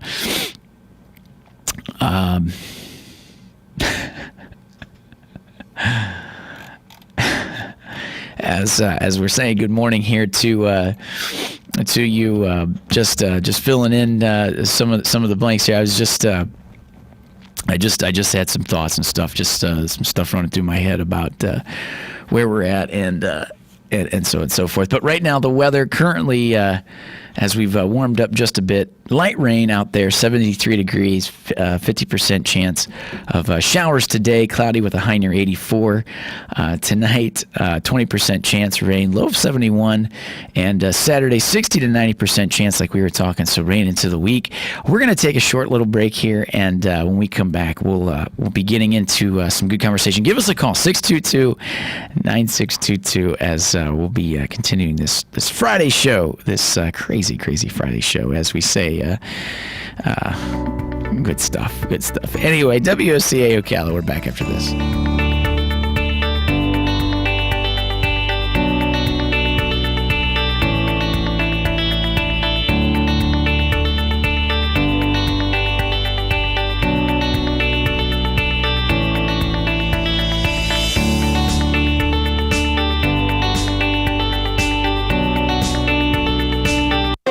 If you've got just a minute, I'll tell you about the terrific sale on summer annuals at Bob Wine's Camellia Gardens in Ocala. Now, this brand new selection includes coleus, periwinkle, celosia, zinnias, begonia, marigolds, impatiens, melonpodium, gomphrena, and that's just the beginning. Take your pick, mix and match for just $2.29 each, or get a huge flat 18 for $19.99. Hummingbird and butterfly plants. Big selection. Take your pick. Bob's got them $9.99 to $12.99. Bob still has BOGO on blueberries. And, of course, you gotta get crepe myrtles. More colors than you can count, starting at $24.99. Don't miss out. Best thing is to get there early. They open at 9, and they're open until 4:30 daily. Bob Wine's Camellia Gardens, Southeast 38th Street in Ocala, the same blooming place since 1952. Veterans Helping Veterans USA. Call 352-433-2320. We help veterans and their families with limited financial assistance, counseling, employment referrals, and a food and clothing bank. You can help in making a huge difference in the veterans' lives we serve by donating food, clothing, household items, or direct financial assistance. All donations are tax deductible. Veterans Helping Veterans USA. 352-433-2320. Thank you for your attention, and God bless America. Join Adam at 10:50 this Friday, when Jeannie Mullen will be his guest to discuss the changes made in the workplace by the pandemic. Things like micro events, changes in business travel, companies looking at cost containment, and more. Again, that's this Friday at 10:50 a.m. Changes in the workplace. It's news you can use from Jeannie Mullen and your friends here at WOCA The Source. Broadcasting from the Paddock Mall Studios, this is WOCA, Ocala, Gainesville, The Villages, 1370 AM, 96.3 FM, The Source. Hi, this is Will. And this is Wendy of Dex Imaging in Gainesville and Ocala. You know, we live and work in this community just like you, and we wanted to personally invite you to call us with any questions or concerns about your copiers or printers. Like, how can I save money on my toner? That stuff's expensive. In most cases, a complimentary workflow analysis has shown we can save your business 20 to 30% on printing cost. Have you been kicking around the idea of going paperless? Are you considering a document management solution? Maybe you just want to ask some questions, but don't want to be bombarded by aggressive salespeople. Give us a call. We'll be happy to answer your questions and show you how you can save money with our award-winning copiers and printers and our amazing service team. Who, in case you didn't know, will be there in 4 hours or less to service your machine, guaranteed. And we have a 97% first-time fix rate. Check us out at deximaging.com or give us a call. In Ocala, dial 352-433-4090. That's 433-4090.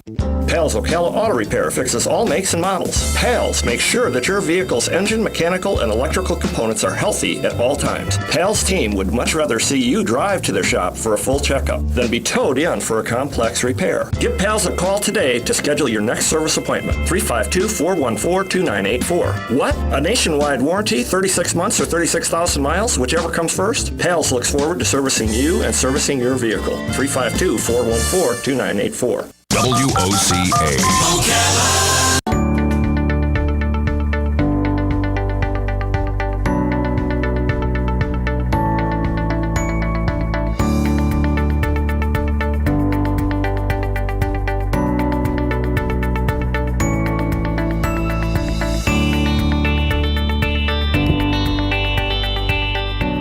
You're listening to AIM Ocala Live, WOCA, The Source, 96.3 FM, 1370 AM. Broadcasting to you live from the Paddock Mall. Streaming live, YouTube Live, WOCA, The Source Radio. As Paddock Mall is open today at 11 a.m. It'll go from 11 a.m. to 7 p.m., which will also be for tomorrow, but on Sunday, 12 noon to 5:30 p.m. As we're making our way now 7 minutes before the top of the 9 o'clock hour, stay tuned for Tyrant Spearman as on the Southeast AgNet for Farmer Ranch Headlines coming up at 9 o'clock. I love that guy. I love it. It's time for Farmer Ranch Headlines on the Southeast AgNet. I'm Tyrant Spearman reporting. I love that guy. So stay tuned for him at the top of the 9 o'clock hour. We mentioned that theme parks coming back into the idea of opening back up. And today, June 5th, Universal Orlando theme park reopens. And here's what you need to know. As Universal Orlando's theme parks reopen to the public this week after being closed for almost 2 months because of the coronavirus pandemic, with the reopening, visitors should expect a number of changes as Universal has implemented new health and safety measures in response to the ongoing pandemic. Many of the procedures first introduced at City Walk when it reopened last month have been put in place at the parks, including staggered parking, staggered parking, really. Okay, 6-foot social distancing and queues, temperature checks, and mandatory face masks. All right, as such, here's what the visitors should know before they go. As face masks and temperature checks are required for both employees and visitors, anyone with a temperature of 100.4 degrees, 104 is a lot, or higher will not be allowed to enter the parks. Temperature checks will be conducted in the parking garage area prior to the security checkpoint. Visitors won't need to undergo another check at the park entrances. So that'll, instead of slowing things down at the entrance, and get them done at the parking garage. Masks should be worn during the entire visit. The exceptions are when eating, drinking, or while on a water ride. It's ridiculous. Signage about the new measures, including mask requirements, are abundant. And reduced capacity, although reservations won't be required when the park reopens to the public today, June 5th. Visitors should know that they will be operating with reduced capacity. While officials haven't given a specific number, it's likely that capacity will be less than 40% to help with social distancing. I kind of wish they would put up there what the idea of a large capacity is and what is the capacity of the park, and then what that means for only 40%. Because that would give people an idea and the mindset of saying, like, is it worth the drive down there? Because I've thought about for something this weekend of doing something like this. Being a fan of the old Harry Potter, I thought, it'd be interesting to maybe go down there as something to do, right? So on and so forth. But is it worth it when you're saying 40%, which I don't know what that means, considering what is full capacity and what is a large capacity, and when you reduce that capacity by 40%, what number is that? What does that mean? How many people are allowed in the park? Give us more something of a rough estimate. Or maybe that's the gray area. They say 40%, but they'll continue to let people in there because they're not expecting it to be jam-packed to the gills. Virtual lines. Universal will be ramping up the number of attractions that will offer virtual queues. This will help reducing the number of physical wait lines throughout the parks. Popular attractions like the Hagrid's Magical Creatures Motorbike Adventure only have the virtual line option. Visitors can resume and return time in the Universal Orlando mobile app. Other rides offer only standby or a combination of standby and virtual line. Physical distancing on attractions. In addition to social distancing markers throughout the park, Universal will be spacing visitors on all attractions. In some instances, the spacing could mean leaving seats or rows empty. At the Amazing Adventures of Spider-Man, for example, the riders were reseated every other row. Single riders were given their own row. Increased sanitation will be done as Universal employees will be cleaning high-touch areas more frequently. Additional hand sanitizer dispensers have been placed through the parks as part of the new health measures. Employees will also dispense hand sanitizer to visitors as they enter restaurants and before they get on attractions. Mobile ordering to reduce contact between employees and visitors. Universal will have mobile ordering available at its restaurants. Universal Orlando mobile app will list which restaurants are participating in mobile ordering. As for visitors worried about spending all day at a Florida theme park in the summer while wearing a face mask, Universal has a solution. Check this out. Throughout the parks, Universal has set up rest areas. In the designated areas, visitors can take a break and remove their masks, and they will need to maintain social distancing. It's hard to wrap my head around this sometimes. The U-Rest areas are marked by clear signage, and you'll be able to sit and rest and take your mask off and breathe the deep, humid air of the Florida air without your mask on at that point. Yes. The most important thing, though, is that there's spacing between all of the parking. That's one of the most important things. Which spacing between parking, staggered parking. That's interesting, but whatever. Got to do what you got to do, I guess, as that comes through and through. With the idea of Universal Orlando theme park, Universal Orlando to reopen select hotels this week. Universal Orlando will reopen select hotels this week as its theme parks begin to welcome back visitors after a 2-month closure. Select hotels at Universal's to reopen, as the hotels set to reopen June 2nd, which they did, including Hard Rock Hotel at Universal Orlando and Royal Pacific Resort, the Los Sapphire Falls Resort and Universal Cabana Bay Resort, Universal's Aventura Hotel, and Universal's Endless Summer. So there you go. We're going to take a short little break. When we come back, more on AM Ocala Live. Back after this. 3 city council members have now publicly spoken or tweeted about dismantling the police department. Just hours ago, the president of Minneapolis City Council tweeted, quote, "Yes, we are going to dismantle the Minneapolis Police Department and replace it with a transformative new model of public safety." Fox's Matt Finn. Council member Jeremiah Ellison tweeted, quote, "We are going to dramatically rethink how we approach public safety and emergency response." And we're just getting the May jobs report showing 2.51 million jobs added in May. The unemployment rate at 13.3%. That is far below the estimate. America's listening to Fox News. Anyone who builds, remodels, or repairs for a living, we know the way you work has changed. That's why Lowe's is committing today to build new ways to keep you working tomorrow. We are proud to introduce the new Lowe's for Pros job site, powered by Stream, an augmented video chat tool, so you can be there for your customers without actually being there. And the cost to use? Try it free through October 31st at lowesforpros.com/pro-loyalty. Just one of the reasons why Lowe's is the new home for pros. Services subject to Stream terms. Lowe's loyalty membership required. More terms apply. Facebook, Twitter, Google, and YouTube are being criticized for banning political messages. One big media company is even asking Twitter to ban President Trump. Each weekday at 6 p.m. Eastern, Sean Spicer tackles the new censorship and its dangers. Watch Sean Spicer's new show on Newsmax TV, America's fastest-growing cable news channel. Newsmax TV is on DirecTV, Xfinity, Dish, Spectrum, Cox, Optimum, Fios, Uverse, Suddenlink, Mediacom, Armstrong, and more. Check your cable guide and tune into Newsmax TV now.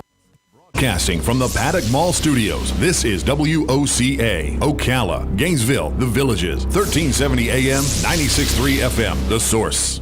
It's time for Farm and Ranch headlines on the Southeast AgNet. I'm Tyron Spearman reporting. Well, peanut farmers are facing a shortage this year of gypsum. According to the officials in Georgia and Alabama, they said this is critical for pod development of the peanut.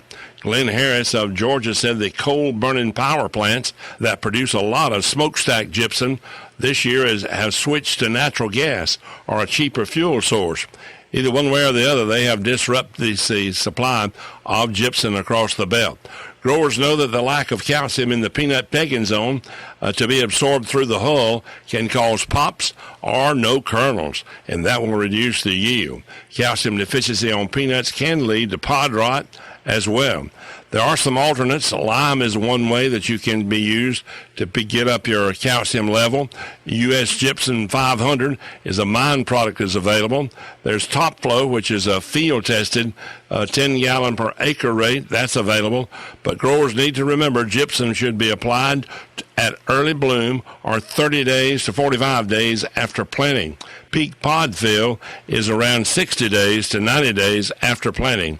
So growers need to check out your supply of gypsum, make sure you have enough available, and get it applied on those peanuts for full pod development. Maintaining your crops is as important now as it's ever been. Howler, a revolutionary fungicide from AgBiome, can help. It provides long-lasting protection from a broad spectrum of foliar and soil diseases that affect fruits, vegetables, and other specialty crops. Howler is OMRI listed, has multiple modes of action, and has minimal pre-harvest and re-entry intervals. It's flexible, easy to use, and is available right now. Call 855-946-9537 or visit agbiome.com/Howler to learn more. For more on today's news, we invite you to log on to southeastagnet.com. I'm Tyron Spearman for Southeast AgNet. On June 10th at 10:35 a.m., Adam's guests will be from Ruby Slipper LLC to talk about their car seat cover, a specially designed heavy-duty double-layered seat cover with a unique sliding action that allows passengers to swivel into their car. Created by Catherine Miles, the Ruby Slipper car seat cover can help with mobility for anyone who has such difficulty. Again, that's 10:35 June 10th. It's news you can use from Catherine Miles and your friends here at WOCA The Source. WOCA.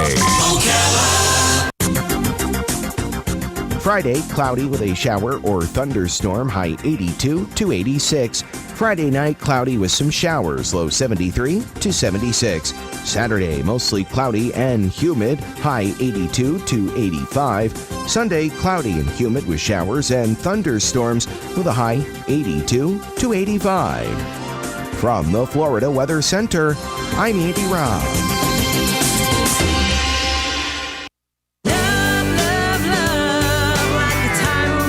Howdy, folks. RL here for Dairy Queen again to tell you about what's hot and what's not. Dairy Queen has some of the best char-grilled chicken breasts on earth, as well as their chicken breast salad. And the burgers are exceptional, cooked on a real grill for the best flavor and less fat. And for dessert, blizzards are unequaled. Personally, banana split is my all-time favorite. Dairy Queen Silver Springs, where we always treat you like kings and queens. Are you a medical provider that doesn't like to settle for the same boring scrubs? Scrub Paradise in Ocala has a wide selection of top brand scrubs with embroidery available and the newest medical shoes and accessories. Every medical provider should look as great as the care they provide. Scrub Paradise is just off Easy Street next to Shoe Carnival in Ocala. Stop by today or give them a call at 352-873-4368. That's 352-873-4368. Hi, Matt Wilkerson here, your Verizon representative with news that will hum your car, make it smart and safe. How? With the new Hum device by Verizon. You can rest assured you're never alone. Flat tire? Lost? Accident? For $10 a month, Hum by Verizon has you covered. And I will come to you in Marion County to install the Hum for free. Time to call me at 352-528-0020. Are you ready to hum along? Call 352-528-0020.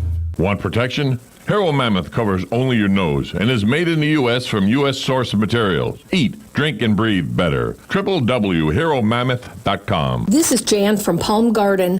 Now that our governor is slowly reopening our state, the number one question I get is, when can I visit my loved one at Palm Garden?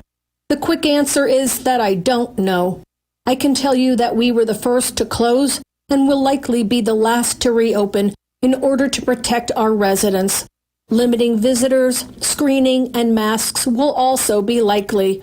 Until we are able to see you again, we are Palm Garden. Hey, this is Matt from Crossroad Auto Sales. I want to invite you to come over and check out our vehicles. All of our vehicles at Crossroad Auto Sales go through a rigorous 100-point safety inspection. We work with most outside finance companies, and we even have in-house financing available. Stop by today at 1800 Northwest 10th Street or give me a call at 690-6695. That's 690-6695. Crossroad Auto Sales. We won't leave you stranded at the crossroad.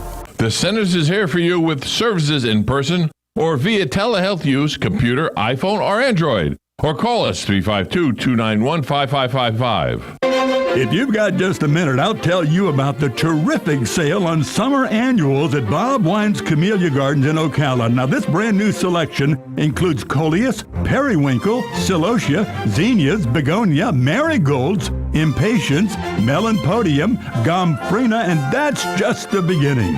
Take your pick, mix and match for just $2.29 each, or get a huge flat 18 for $19.99. Hummingbird and butterfly plants. Big selection. Take your pick. Bob's got them $9.99 to $12.99. Bob still has BOGO on blueberries. And, of course, you gotta get crepe myrtles. More colors than you can count, starting at $24.99. Don't miss out. Best thing is to get there early. They open at 9, and they're open till 4:30 daily. Bob Wine's Camellia Gardens, Southeast 38th Street in Ocala, the same blooming place since 1952. Veterans Helping Veterans USA. Call 352-433-2320. We help veterans and their families with limited financial assistance, counseling, employment referrals, and a food and clothing bank. You can help in making a huge difference in the veterans' lives we serve by donating food, clothing, household items, or direct financial assistance. All donations are tax deductible. Veterans Helping Veterans USA. 352-433-2320. Thank you for your attention, and God bless America. Join Adam at 10:50 this Friday, when Jeannie Mullen will be his guest to discuss the changes made in the workplace by the pandemic.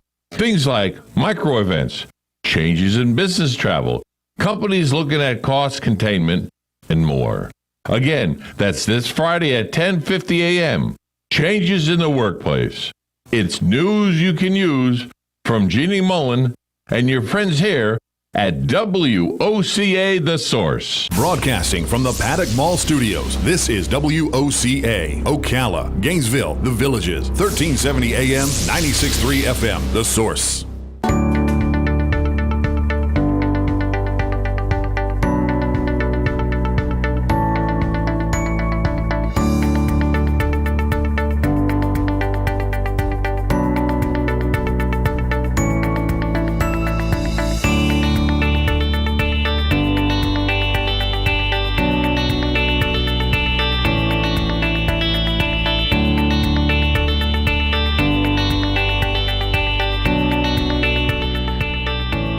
Listening to AM Ocala Live.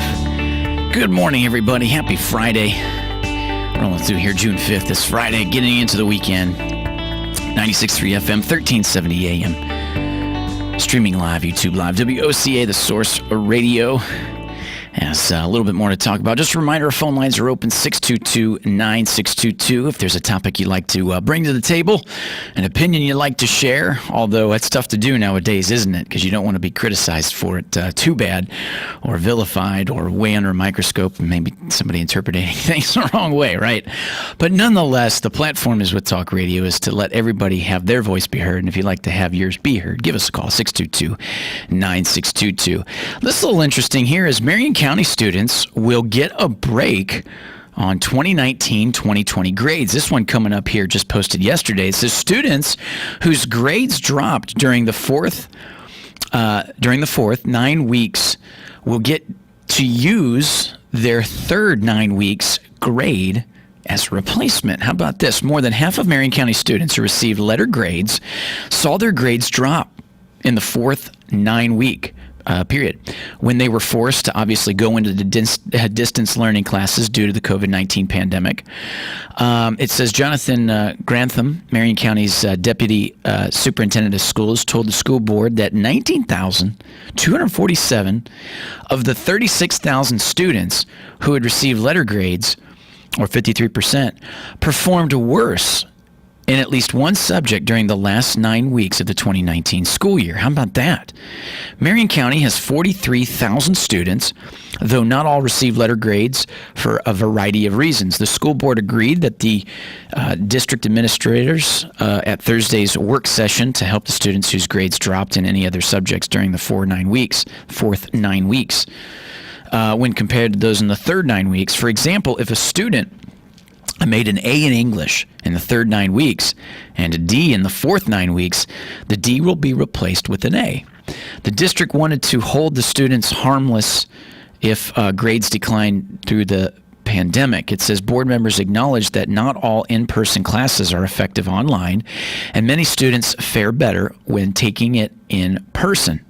So how about this? This is a little interesting here. It says board members also noted that some students may have had their learning suffered due to situations at home. And I can imagine that's probably a big part of things too. Like their parents losing employment due to COVID-19 outbreak, some high school students may have had to take on full-time jobs, even as it's been reported that some did, in lieu of helping or supporting their families due to their parents maybe losing employment during COVID-19. So how about that? So board member Beth McCall said she has been concerned about equity during the distance learning period. Some students don't have access to the technology to learn from home, while others have home situations that keep them from being able to focus on learning during the pandemic. Now it says board member Nancy Thrower addressed students who had the technology but did not complete their work. Though they may be getting a break in the short term, they will pay for the lost time in the long term. Thrower, as well as many other board members, fear that most students will need even more instruction above the typical summer slide to catch up when school starts back in August. And there is good news for teachers. The grade changes will not have to be made manually. As Grantham said, Alex Cole, an informational technology employee, created a program. Get this. This is interesting here. This is interesting. And I was wondering this at the time, because I can tell you this. If I was a student, a high school student, and I remember when I was in school, I did not like school, and I worked harder to work around and sidestep landmines when it came to doing the schoolwork than if I would have just done the schoolwork. And I always thought that having gone through this, man, I would have used every excuse in the book and just would have done everything mediocre to just slide through because I didn't have to go to school, right? So at the same time, too, you're shortchanging yourself. Now, what's interesting about this is like giving these grades from the third 9 weeks rather than the fourth. Like they say, if you got an A in that specific class, that third 9 weeks, obviously you were working hard and you were earning it, and then you get a D. Well, yeah, things have changed drastically, but they're going to count the A. And what's interesting, too, is now thinking about the work for the teachers. Well, check this, that Grantham, Alex Cole, an informational technology employee, created a program that will inspect each student's grades. The program will replace the fourth 9 weeks grade with the third 9 weeks grade if it dropped automatically. So if you just declined, if you got a B and you got an A, no thanks. But if you got an A and then it became a C, or if you got the B and became a D, or the A became a D, it's automatically going to do that. The program will also recalculate the overall grade after grades were changed. How about that? It says all board members and Grantham are saluted Cole for his hard work, which will save time for many, many teachers. Also, Grantham announced that the district's hybrid work model will end beginning on July 6th. A few weeks ago, the district announced that employees who cannot do their job from home had to report to work for use to work or use the family medical leave. The plan allowed employees to work from home if they had jobs that allowed them to do so. So on July 6th, all employees must report to their work sites. Teachers and many staff are now off for the summer until the district opens for the 2021 school year in mid-August. But some employees are on 12-month contracts and must report to the school's site on July 6th. Okay, interesting. So how about that? That's something a little bit different. I wonder if this is kind of unprecedented. But the idea is Marion students get the break on the 2019-2020 grades. And they even created a program that takes the work out of it to where they would have to change that grade manually and so on and so forth. Very interesting.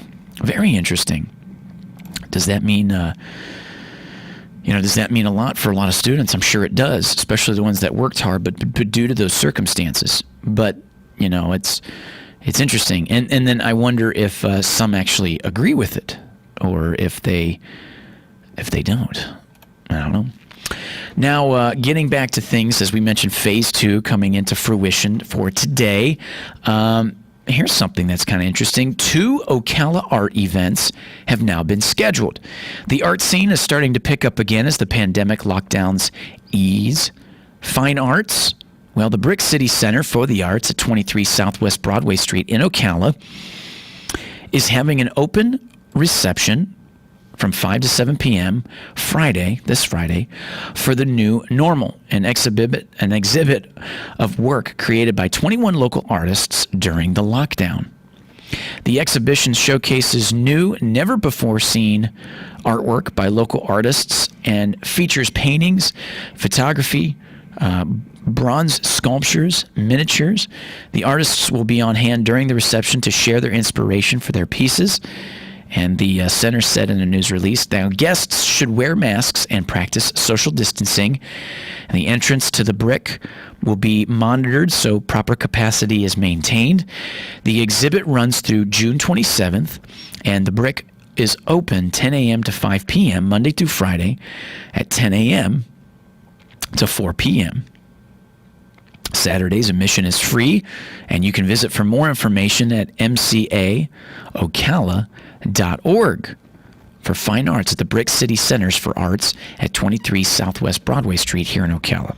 So for opening for the reception from 5 to 7 p.m. for today, for the new normal, it's an exhibition created by 21 local artists during the lockdown. And there's some great artists locally within our community. And it would be fascinating to get out there and see what kind of emotion during that pandemic was transposed into their art. That would be kind of neat. So there you go. There's something. When it comes to performing arts, the Riley Center has announced that it is bringing Wynonna and the Big Noise to the Ocala Drive-In Theater for an 8 p.m. show on July 3rd. Tickets go on sale today at 10 a.m. So the Riley Center has announced it's bringing Wynonna and the Big Noise to the Ocala Drive-In Theater for an 8 p.m. show on July 3rd. Tickets go on sale at 10 a.m. Friday. You can find those at Riley Arts Center, sorry about that, Riley Arts Center, REILLYARTS Center.com. And there we go. Now we're starting to get back into it. That's it. That's how we do it. Little by little. Little by little. As the mentioning of drive-ins, as Florida Cinema offers a return to drive-in glory days. Check this out. As the Sunray Cinema in Jacksonville's Riverside neighborhood put up 2 nights of movies under the stars at Nassau County's Callahan Speedway. And what better than Nassau County's Callahan Speedway is Smokey and the Bandit. Double feature with Smokey and the Bandit and Mad Max Fury Road were quick sellouts as drive-in days returned to Northeast Florida as the independent Sunray Cinema in Riverside as it ventured out to the Callahan Speedway Friday to show a well-aged Southern fried classic, Under the Stars, Burt Reynolds' 1977 Smokey and the Bandit, as it played on a 32-foot LED screen built for the event with sound coming through the radio of the 100 cars allowed in. The show was a quick sellout in these shutdown days, as the movie was shown in the next night, Mad Max Fury Road. Tickets to both were gone within 9 hours of being offered. As this one gentleman here, Tim Massett, who is with his wife, owns Sunray Cinema, which had to cancel its regular schedule as the coronavirus pandemic hit the United States, saying it was good to put up something together safe enough for people to join. He said afterward, I guess people wanted to get out there and do something. Oh, hell yeah, we do. Some moviegoers pulled straight into their spaces while others backed in and lounged on blankets spread over the truck beds or inside those open hatches of their vans. One family sat in their lawn chairs with a bottle of champagne on a small tray. And before the show, the screen showed old Burt Reynolds clips, Florida orange juice commercials, and anti-drug PSAs, and folksy ads for Schlend Insurance of Callahan. How about that? The Sunrays owners noted the gravity of the event. This has been a strange couple of months for all of us, and it's really great to get around the campfire.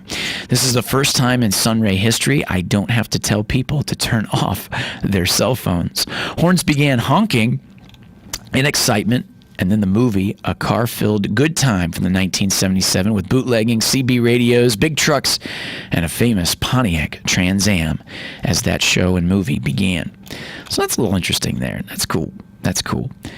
As one of the things I wanted to point out there that we also had is it was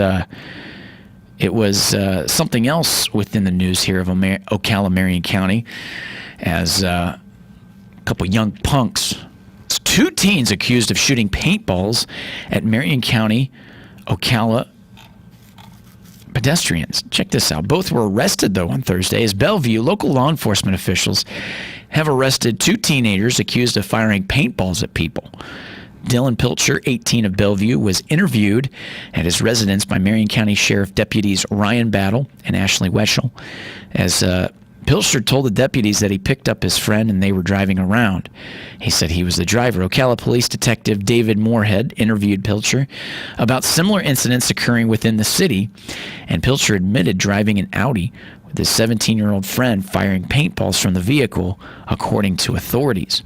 Both Pilcher and his accused accomplice face several charges, including aggravated battery with a deadly weapon.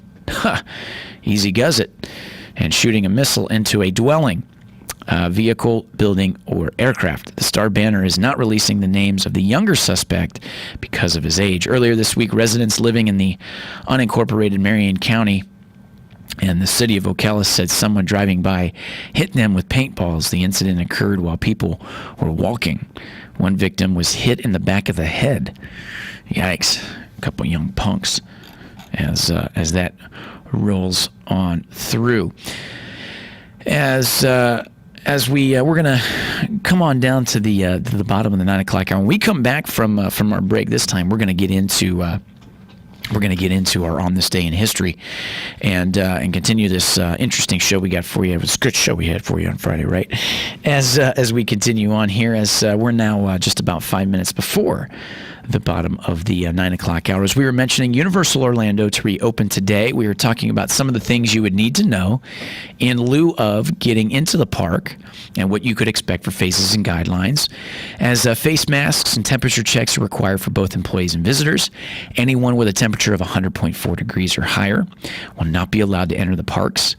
Many procedures first introduced with City Walk when it reopened last month had been put into place with the parks, including one that I could not keep a straight face on was staggered parking, 6-foot social distancing in queues, and obviously temperature checks and mandatory masks. Now, if you're wondering, man, I can't get around with that mandatory mask on all the time. It's hot. It's harder to breathe because the air is with all that humidity. It's a lot going on. Well, there are break areas. Check this out. Please enjoy this You Rest area. It says for visitors worried about spending all day at Florida theme parks in the summer while wearing a face mask, Universal has a solution. Throughout the parks, Universal has set up You Rest areas. In these designated areas, visitors can take a break and remove their face masks. Obviously, they will need to maintain social distancing, but the You Rest areas are marked by clear signage that allow you to be safe and practice with the social distancing, the ability to take off your mask in these rest areas to give you a break. How about that? As it is mandatory to continue to wear the masks throughout the theme park, unless, and this is what it said here, as far as wearing the masks, except for where was it? Basically to the idea of these You Rest areas, and for the where was it? Basically to the idea if you're going to be on a water ride, you don't have to have it on. The exceptions are when, there we go, eating, drinking, or while on a water ride. Signage about the new measures, including mask requirement, are very, very abundant. So it's there as a constant reminder to be able to do that.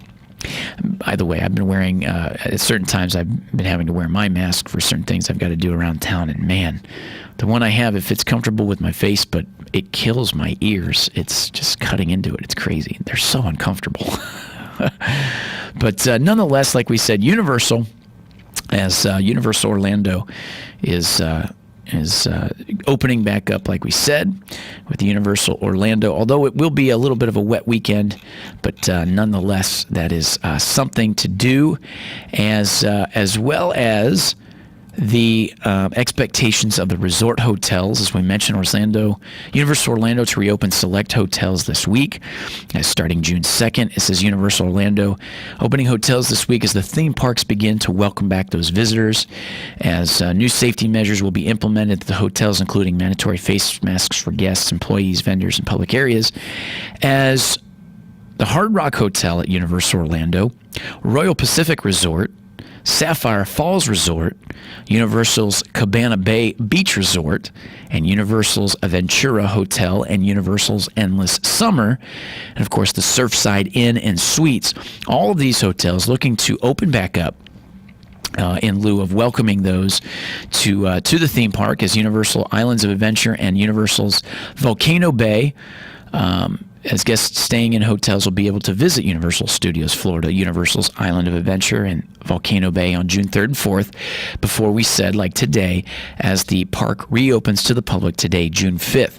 Visitors will be required to wear face masks and have temperature checks to enter the park, and the park has been closed since mid-March in response to the coronavirus pandemic, as it was phased in with the City Walks. So there you go. That's a little bit of good news. That's a little something going on.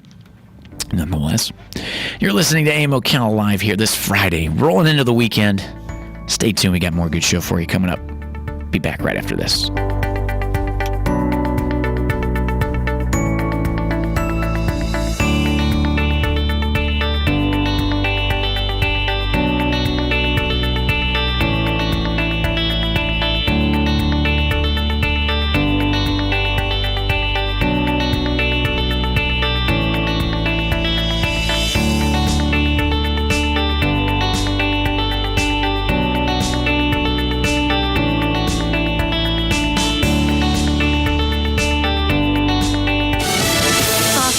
I'm Lillian Wu. The day after the first memorial for George Floyd in Minneapolis, the city council there planning to vote on drastic changes. Here in Minneapolis, at least 3 city council members have now publicly spoken or tweeted about dismantling the police department. Just hours ago, the president of Minneapolis City Council tweeted, quote, "Yes, we are going to dismantle the Minneapolis Police Department and replace it with a transformative new model of public safety." Fox's Matt Finn. Council member Jeremiah Ellison tweeted, quote, "We are going to dramatically rethink how we approach public safety and emergency response." And we're just getting the May jobs report showing 2.51 million jobs added in May. The unemployment rate at 13.3%. That is far below the estimate. America's listening to Fox News. Anyone who builds, remodels, or repairs for a living, we know the way you work has changed. That's why Lowe's is committing today to build new ways to keep you working tomorrow. We are proud to introduce the new Lowe's for Pros job site, powered by Stream, an augmented video chat tool, so you can be there for your customers without actually being there. And the cost to use? Try it free through October 31st at lowesforpros.com/ProLoyalty. Just one of the reasons why Lowe's is the new home for pros. Services subject to Stream terms. Lowe's loyalty membership required. More terms apply. Facebook, Twitter, Google, and YouTube are being criticized for banning political messages. One big media company is even asking Twitter to ban President Trump. Each weekday at 6 p.m. Eastern, Sean Spicer tackles the new censorship and its dangers. Watch Sean Spicer's new show on Newsmax TV, America's fastest-growing cable news channel. Newsmax TV is on DirecTV, Xfinity, Dish, Spectrum, Cox, Optimum, Fios, Uverse, Suddenlink, Mediacom, Armstrong, and more. Check your cable guide and tune into Newsmax TV now.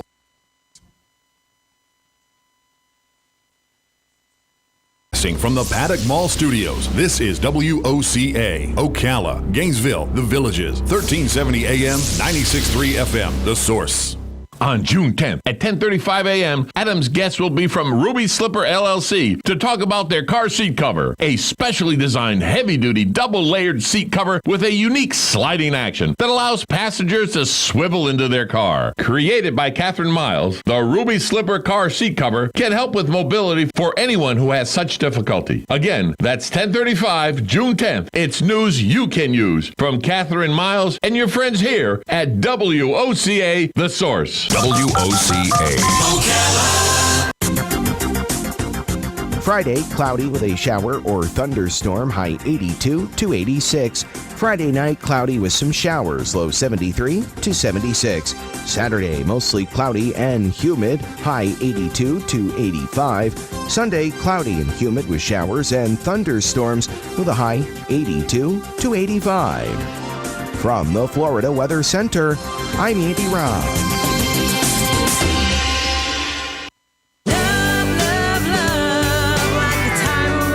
Howdy, folks. RL here for Dairy Queen again to tell you about what's hot and what's not. Dairy Queen has some of the best char-grilled chicken breasts on earth, as well as their chicken breast salad. And the burgers are exceptional, cooked on a real grill for the best flavor and less fat. And for dessert, blizzards are unequaled. Personally, banana split is my all-time favorite. Dairy Queen Silver Springs, where we always treat you like kings and queens. Are you a medical provider that doesn't like to settle for the same boring scrubs? Scrub Paradise in Ocala has a wide selection of top brand scrubs with embroidery available and the newest medical shoes and accessories. Every medical provider should look as great as the care they provide. Scrub Paradise is just off Easy Street next to Shoe Carnival in Ocala. Stop by today or give them a call at 352-873-4368. That's 352-873-4368. Hi, Matt Wilkerson here, your Verizon representative with news that will hum your car, make it smart and safe. How? With the new Hum device by Verizon. You can rest assured you're never alone. Flat tire? Lost? Accident? For $10 a month, Hum by Verizon has you covered. And I will come to you in Marion County to install the Hum for free. Time to call me at 352-528-0020. Are you ready to hum along? Call 352-528-0020. Want protection? Hero Mammoth covers only your nose and is made in the U.S. from U.S. source materials. Eat, drink, and breathe better. www.heromammoth.com. This is Jan from Palm Garden. Now that our governor is slowly reopening our state, the number one question I get is, when can I visit my loved one at Palm Garden? The quick answer is that I don't know. I can tell you that we were the first to close and will likely be the last to reopen in order to protect our residents. Limiting visitors, screening, and masks will also be likely. Until we are able to see you again, we are Palm Garden. Hey, this is Matt from Crossroad Auto Sales. I want to invite you to come over and check out our vehicles. All of our vehicles at Crossroad Auto Sales go through a rigorous 100-point safety inspection. We work with most outside finance companies, and we even have in-house financing available. Stop by today at 1800 Northwest 10th Street or give me a call at 690-6695. That's 690-6695. Crossroad Auto Sales. We won't leave you stranded at the crossroad. The Centers is here for you with services in person or via telehealth use, computer, iPhone, or Android. Or call us 352-291-5555. Join Adam at 10:50 this Friday, when Jeannie Mullen will be his guest to discuss the changes made in the workplace by the pandemic. Things like micro events, changes in business travel, companies looking at cost containment, and more. Again, that's this Friday at 10:50 a.m. Changes in the workplace. It's news you can use from Jeannie Mullen and your friends here at WOCA The Source. Broadcasting from the Paddock Mall Studios, this is WOCA, Ocala, Gainesville, The Villages, 1370 AM, 96.3 FM, The Source.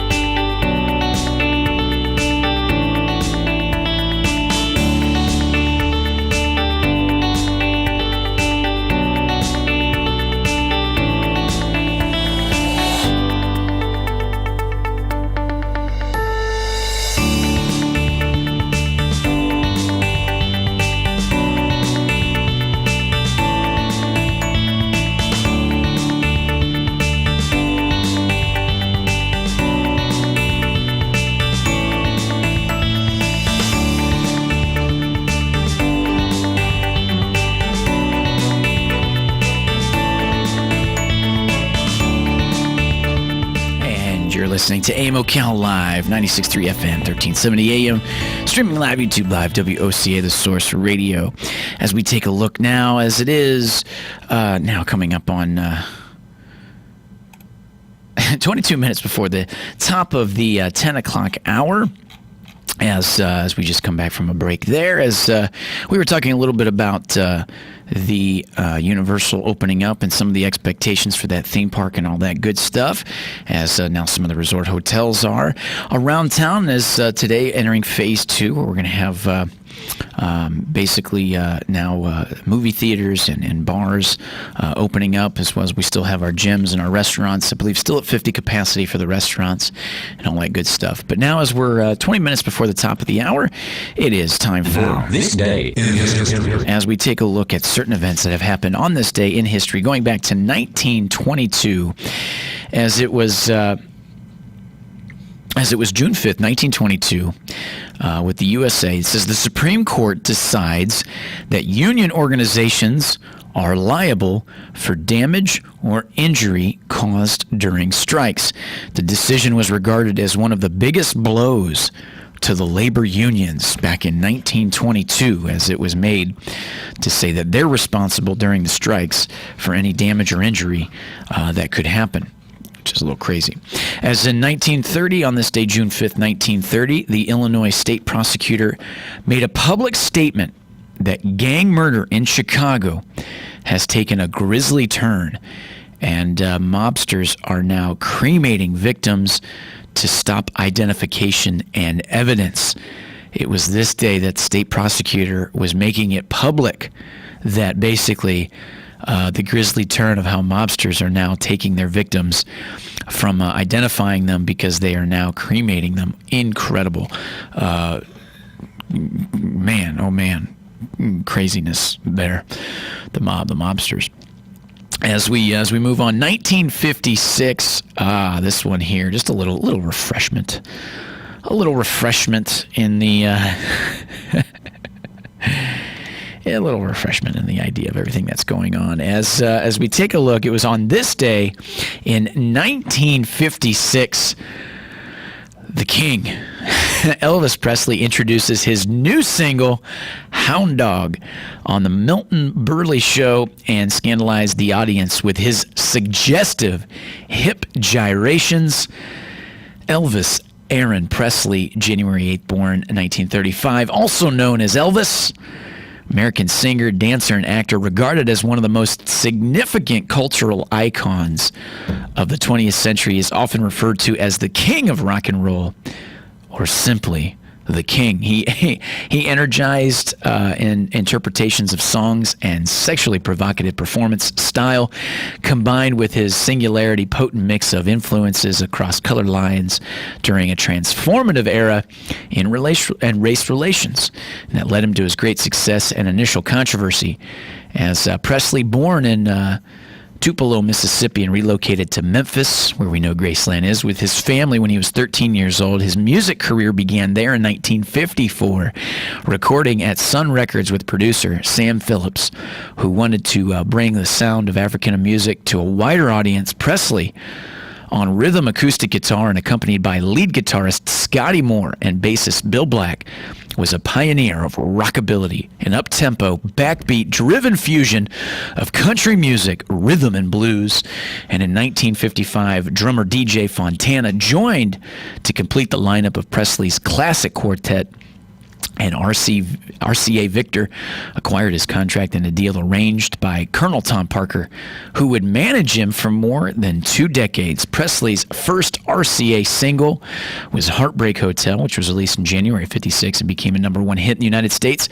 With a series of successful network television appearances, chart-topping records, he became the leading figure of the newly popular sound of rock and roll. And it was on this day in history that he introduces his new single from that album. That was You Ain't Nothing But a Hound Dog, on the Milton Berle Show, and scandalized the audience with those suggestive hip gyrations, which he learned from Forrest Gump. At least that's what it was in the movie of Forrest Gump, right? When Forrest Gump was a kid and he had the leg braces on and gyrating his hips. Elvis took that in the movie as something to do.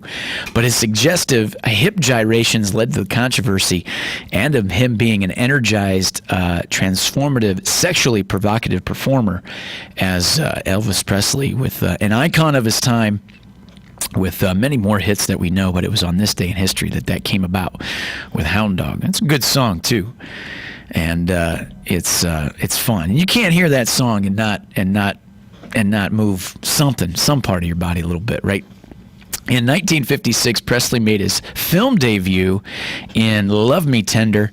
He was drafted into the military service in 1958. Presley relaunched his recording career 2 years later with some of the most commercially successful work. He held few concerts, however, and guided by Parker, proceeded to devote much of the 1960s to making Hollywood films and soundtrack albums. Most of them currently... what's it say there? Deride. It says in 1968, following a 7-year break from live performances, he returned to the stage in an acclaimed television comeback special, Elvis, which led to the extended Las Vegas concert residency and a string of highly profitable tours. In 1973, Presley gave the first concert by a solo artist to be broadcast around the world, Aloha from Hawaii. As years of prescription drug abuse severely compromised his health, as he died suddenly in 1977, and Graceland as an estate at the age of 42, which is interesting because I remember when I was a kid, it was all about whether or not, with all the stuff that's going on nowadays, and the craziness, and that was a distraction in itself, was whether or not he was actually, whether or not he was actually dead. So many people said, "Oh, Elvis is still alive." Crazy. As Presley's success seemed to epitomize the American dream, the best-selling solo artist, music artist of all time, he was commonly successful in many genres, including pop, country, R&B, and adult contemporary, and even gospel. Elvis Presley, he won 3 Grammy Awards, received the Grammy Lifetime Achievement Award at 36 years old, and has been inducted into multiple music halls of fame. Presley, who sold several records, the most RIAA certified gold and platinum albums, the most albums charted on the Billboard 200, and the most #1 albums and #1 singles of the United Kingdom album charts and the UK singles chart, respectively. And in 2008, Presley was posthumously awarded the Presidential Medal of Freedom. A hell of a career for the king of rock and roll, Mr. Elvis Presley. It was Hound Dog on this day in history. We're going to take a short little break. When we come back, we got some more on this day in history as we go up to 1967. So stay tuned. We'll be back right after this.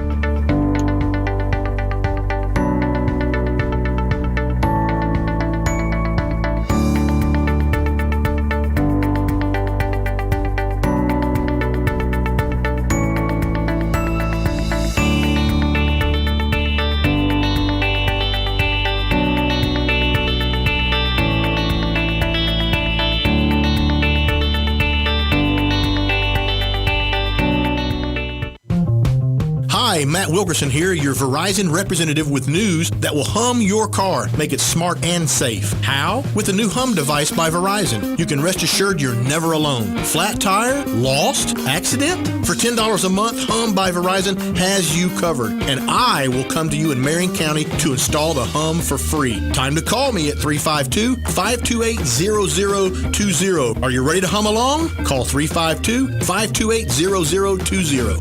Want protection? Hero Mammoth covers only your nose and is made in the U.S. from U.S. source materials. Eat, drink, and breathe better. www.heromammoth.com. Looking for fun and educational online activities for children? Then check out Teaching Tuesdays, the Appleton Museum of Art's free weekly art project video series. These educational videos feature art projects that can easily be done from home with basic art supplies and materials. A new video is posted each week at 10 a.m. on the Appleton's Facebook page, website, and YouTube channel. For more information, visit appletonmuseum.org. This is Jan from Palm Garden. Now that our governor is slowly reopening our state, the number one question I get is, when can I visit my loved one at Palm Garden? The quick answer is that I don't know. I can tell you that we were the first to close and will likely be the last to reopen in order to protect our residents. Limiting visitors, screening, and masks will also be likely. Until we are able to see you again, we are Palm Garden. Hey, this is Matt from Crossroad Auto Sales. I want to invite you to come over and check out our vehicles. All of our vehicles at Crossroad Auto Sales go through a rigorous 100-point safety inspection. We work with most outside finance companies, and we even have in-house financing available. Stop by today at 1800 Northwest 10th Street or give me a call at 690-6695. That's 690-6695. Crossroad Auto Sales. We won't leave you stranded at the crossroad. The Centers is here for you with services in person or via telehealth use, computer, iPhone, or Android. Or call us 352-291-5555. Join Adam at 10:50 this Friday, when Jeannie Mullen will be his guest to discuss the changes made in the workplace by the pandemic. Things like micro events, changes in business travel, companies looking at cost containment, and more. Again, that's this Friday at 10:50 a.m. Changes in the workplace. It's news you can use from Jeannie Mullen and your friends here at WOCA The Source. Broadcasting from the Paddock Mall Studios, this is WOCA, Ocala, Gainesville, The Villages, 1370 AM, 96.3 FM, The Source.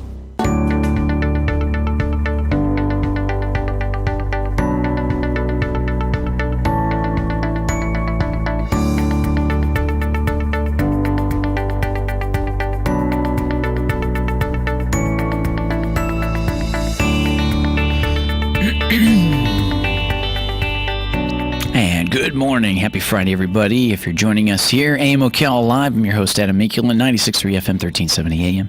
Streaming live, YouTube Live, WOCA, The Source Radio, as we are now in our segment. As we look at certain things that have happened on this day in history, as we're now 10 minutes before the top of the 10 o'clock hour, as we just wrapped up a little history lesson there of the King, Elvis Presley. Thank you very much.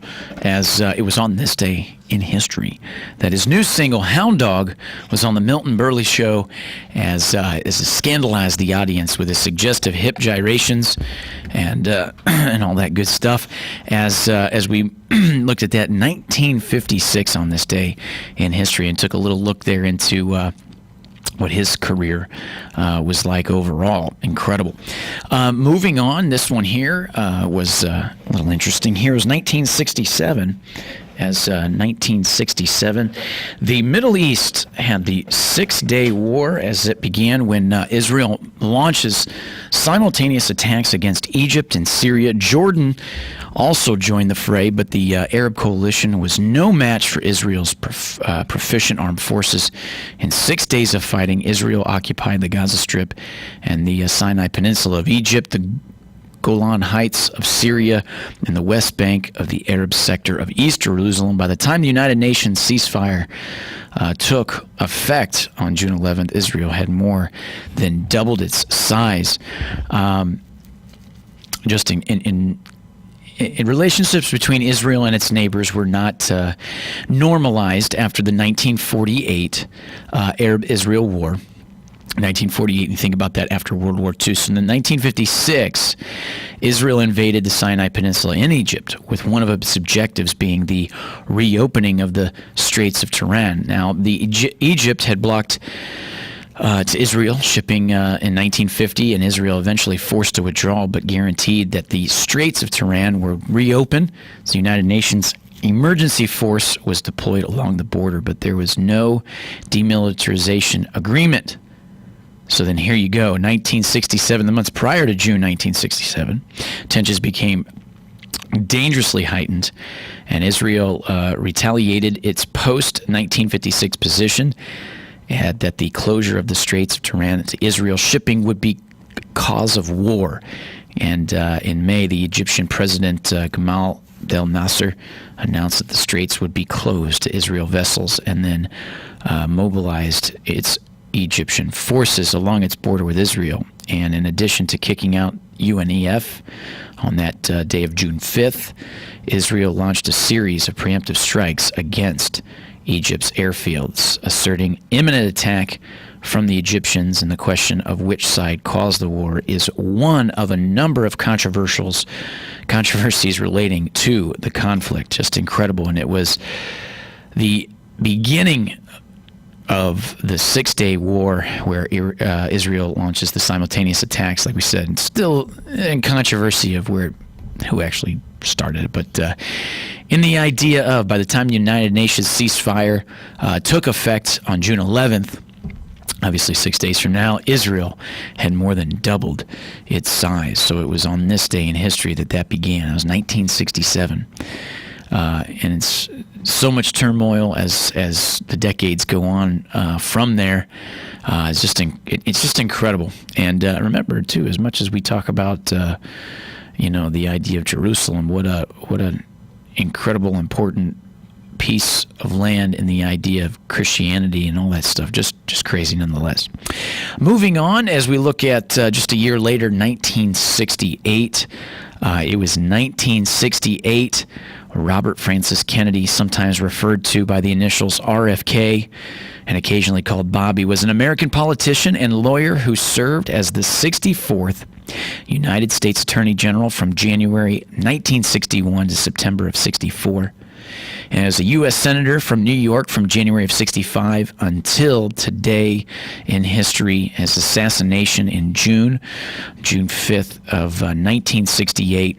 Like his brother John and Edward, was a prominent member of the Democratic Party and has come to be viewed by some historians as an icon for modern American liberalism. Kennedy was born into a wealthy political family in Brookline, Massachusetts, after serving the U.S. Naval Reserve as seaman apprentice from 1944 to 1946. Kennedy returned to his studies at Harvard, graduating in 1948. He received his law degree from the University of Virginia and was admitted to the Massachusetts bar in 1951. He began his career as a correspondent for the Boston Post and as a lawyer at the Justice Department, but later resigned to manage his brother John's successful campaign for the U.S. Senate in 1952. Following year, he worked as an assistant counsel to the Senate committee chaired by Senator Joseph McCarthy, gained national attention as the chief counsel for the Senate of Labor Rackets Committee, so on and so on and so on. His tenure is best known for his advocacy for the civil rights movement, his fight against organized crime and the mafia, and the involvement in U.S. foreign policy related to Cuba. He authored his account of the Cuban Missile Crisis in the book called 13 Days. After his brother's assassination, he remained in office in the Johnson administration for several months, and he was as he left to run for the United States Senate in 1964 and defeated Republican incumbent Kenneth Keating. And in office, Kennedy opposed racial discrimination and U.S. involvement in the Vietnam War. He was an advocate for issues related to human rights, social justice, and framework relationships with Martin Luther King, Cesar Chavez, and Walter Reuther. And in 1968, Kennedy became a leading candidate for the Democratic nomination for the presidency by obviously appealing to the poor, African American, Hispanic, Catholic, and young voters. His main challenger in the race was Senator Eugene McCarthy. Shortly after winning the California primary around midnight on June 5th, 1968, Kennedy was mortally wounded when a shot by a pistol from Sarah Saran, a 24-year-old Palestinian, allegedly in retaliation for his support of the Israel following the 1967 Six-Day War. As we just mentioned that, Kennedy died the following morning as Saran was arrested, tried, and convicted. And it's incredible how that kind of went together. As we mentioned, 1967, amidst the launching of Israel's launched simultaneous attacks against Egypt and Syria, as Jordan also joined in the fray, and the United Nations ceasefire took effect on June 11th, but that was before Israel had more than doubled its size. And then here we go, as you flash forward a year, right after, like we said, winning the California primary, June 5th, as Robert Kennedy was mortally wound and then died as he was assassinated. So 1968, and it's crazy because, like we said, amongst the alleged retaliation in support of the Israel for following the 1967 Six-Day War, which we just mentioned, which was a year ago, as that Saran, 24-year-old Palestinian who was arrested, tried, and convicted for the Kennedy assassination. Incredible. Continues, though, the subject of widespread analysis and numerous conspiracy theories amongst that, but incredible nonetheless. As we just got a few more to roll out for you here, as it was in 1998, as we move up to 1998, the 1998, the GM strikes begin at Detroit GM car parts factory, which closed 5 assembly plants and idle workers nationwide, lasting for 7 weeks, with the U.S. GM strikes in 1998. In 2002, this was interesting here, Elizabeth Smart, a 14-year-old girl, is kidnapped from her bedroom in her family's Salt Lake City home. She was found alive on March 12th, 2003 in Sandy. She had been kidnapped by Brian David Mitchell, who had been a handyman the family had employed for 1 day the previous year, as his accomplice declared mentally incompetent to stand trial, as that was back in 2002, Elizabeth Smart. And then just to finish it up, as it was in just 30 seconds left, it was... that'll do it. Anyway, that'll do it as we come to the top of the 10 o'clock hour. You're listening to 96.3 FM, 1370 AM. That'll do it for On This Day in History. That's a little interesting things there to talk about nonetheless. But stay tuned. We got more show coming up for you. Back after this.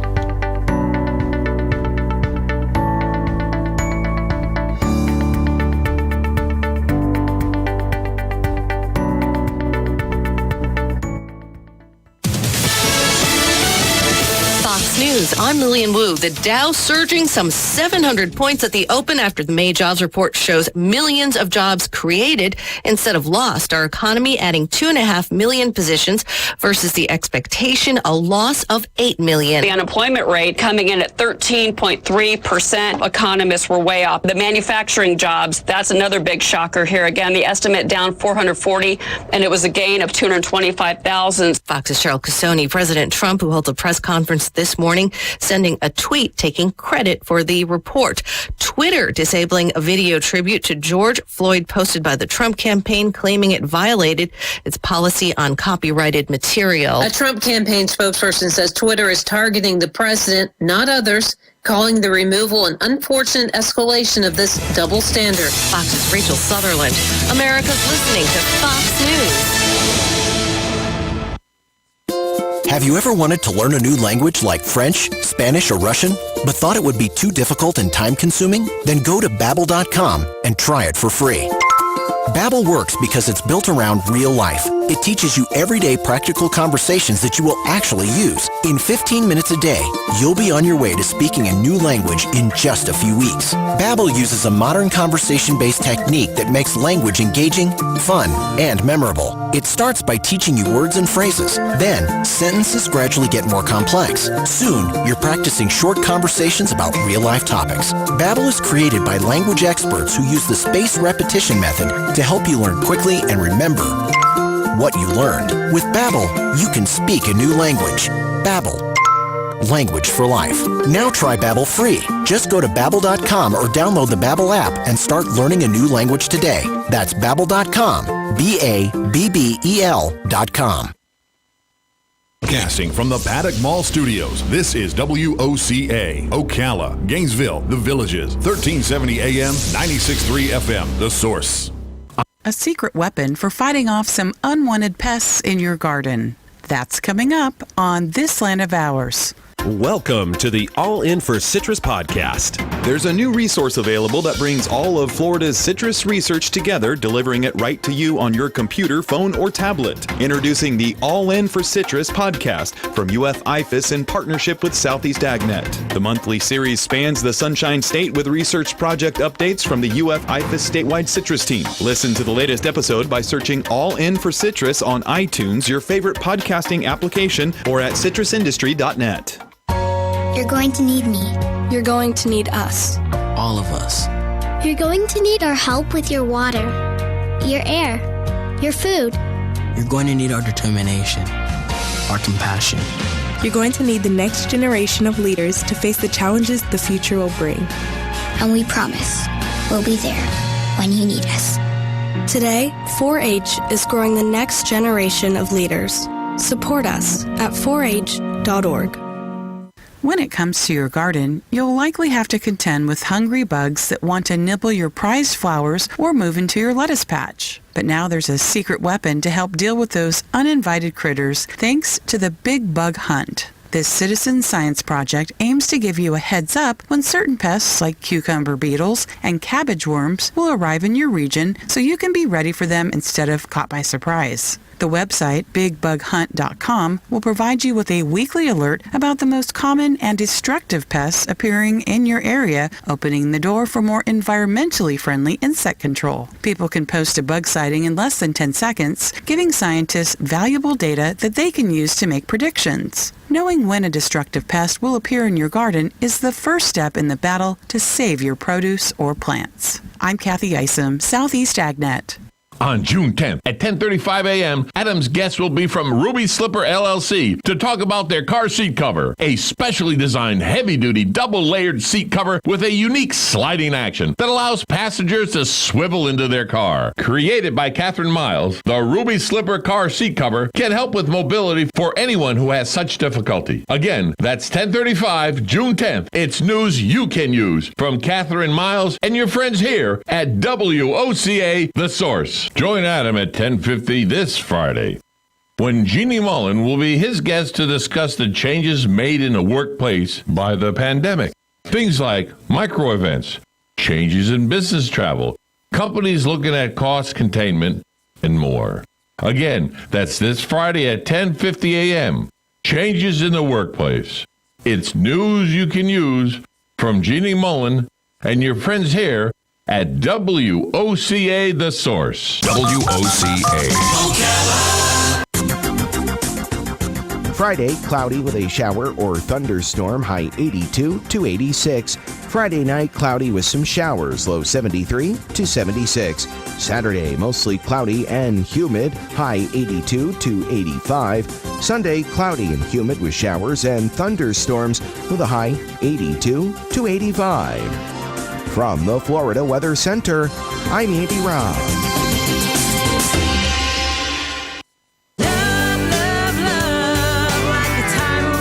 Howdy, folks. RL here for Dairy Queen again to tell you about what's hot and what's not. Dairy Queen has some of the best char-grilled chicken breasts on earth, as well as their chicken breast salad. And the burgers are exceptional, cooked on a real grill for the best flavor and less fat. And for dessert, blizzards are unequaled. Personally, banana split is my all-time favorite. Dairy Queen Silver Springs, where we always treat you like kings and queens.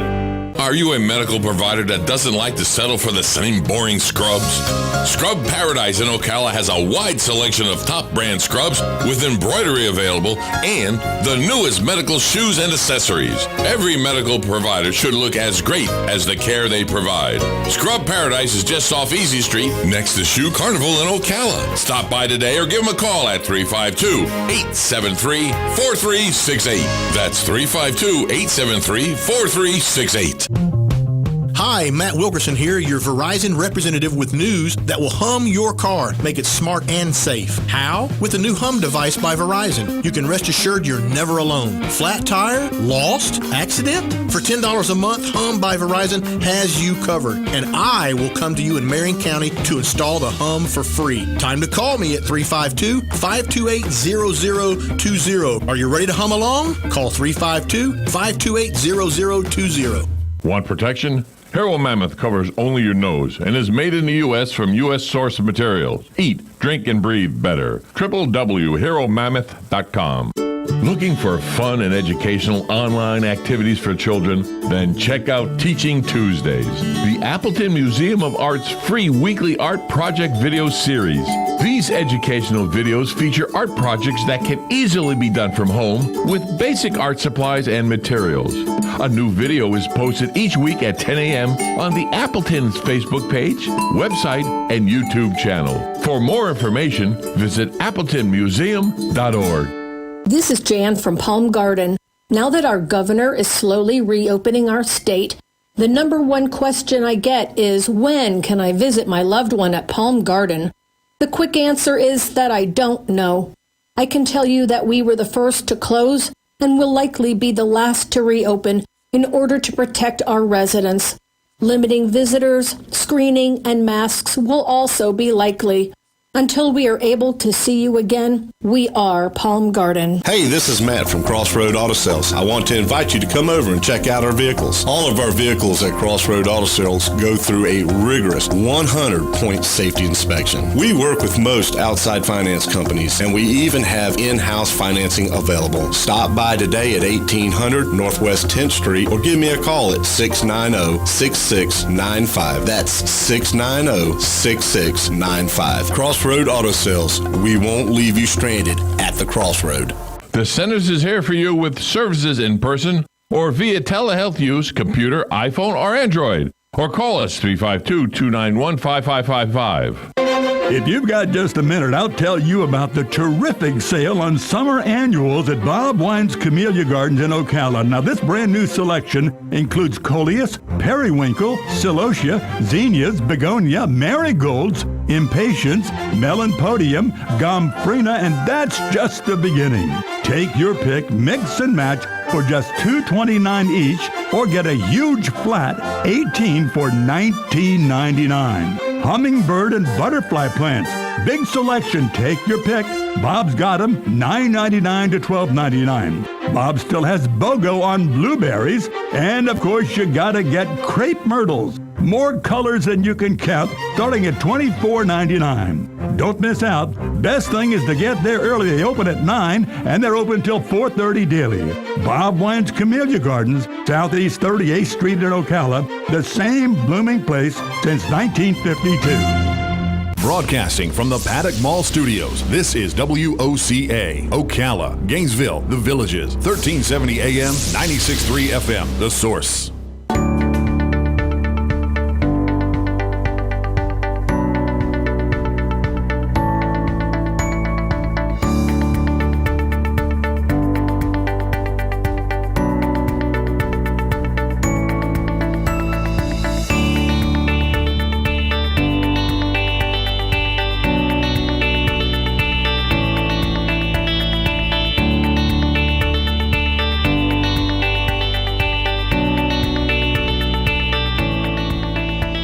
And good morning. You're listening to AM Ocala Live, WOCA, The Source, 96.3 FM.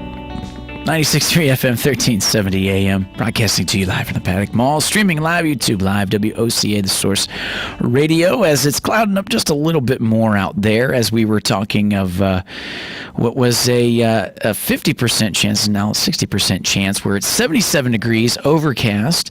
There's a chance of showers and thunderstorms, possibly after 2 p.m. today, high near 82 degrees. Tonight, 20% chance of some showers and thunderstorms, but that all leads into tomorrow with a 90% chance after 2 p.m. for Saturday for a chance of precipitation with new rainfall amounts. Could be between 1/4 and 1/2 of an inch possible, with a little light southeast wind increasing to be a little bit more windier, around the 10 to 15 mile an hour range, as that leads wet weather into the weekend like we've been discussing. But bring it on, right? Let it wash away that coronavirus. Let it wash away all of that anxiousness, all of that hate, all of that unresting feeling. Let it cleanse the weekend to get into a new week and get rolling. Now, though, it's you don't want it to rain too much, because I know with Universal opening up today, which we talked about, as some of the patrons know, and they're looking excited to go to a theme park today, and as it opens today and for the weekend, but it'll be a little bit wet weekend. But then again, in Florida, if you don't like the weather, wait 5 minutes, and it's one of those things that who knows, the weather might keep some more people away. So if you do go to Universal this weekend, you might be one of the only few that are there. It might be worth going. But at the same time, remember to social distance in your parking and your people, and you're wearing your masks and all that stuff. But they do have a U-Rest area where you can take off your mask for a little while if it's a little too much for you, as long as you proper social distance there, and then put it back on and get back out there, and no excuses. Wear your mask like a champion. Moving on, Friday, June 5th, a little bit to talk about here. I thought this was interesting. Just trying to find those nuggets of interesting, positive information, I guess, just to bring you something for the weekend to look forward to. This one was kind of neat here, as an 86-year-old marathon runner runs for 2 hours every day. Jeanette Bedard says you're never too old to run. As she would know, she's a marathon runner of 86 years old. The French-American who lives in Queens, New York, has already run 17 marathons in her lifetime. She hopes to run 17 more. In 2003, at the age of 69, she made a choice that would impact the rest of her life. Bedard, originally from Metz, France, registered for her first marathon, the TCS New York City Marathon. While the new to the racing scene was hardly a novice to the sport, this mother of two had been running for approximately 30 years before deciding to tackle a 26.2-mile distance. Her initial hesitation stemmed from intimidation, fearing she was not good enough or fast enough to enter a marathon.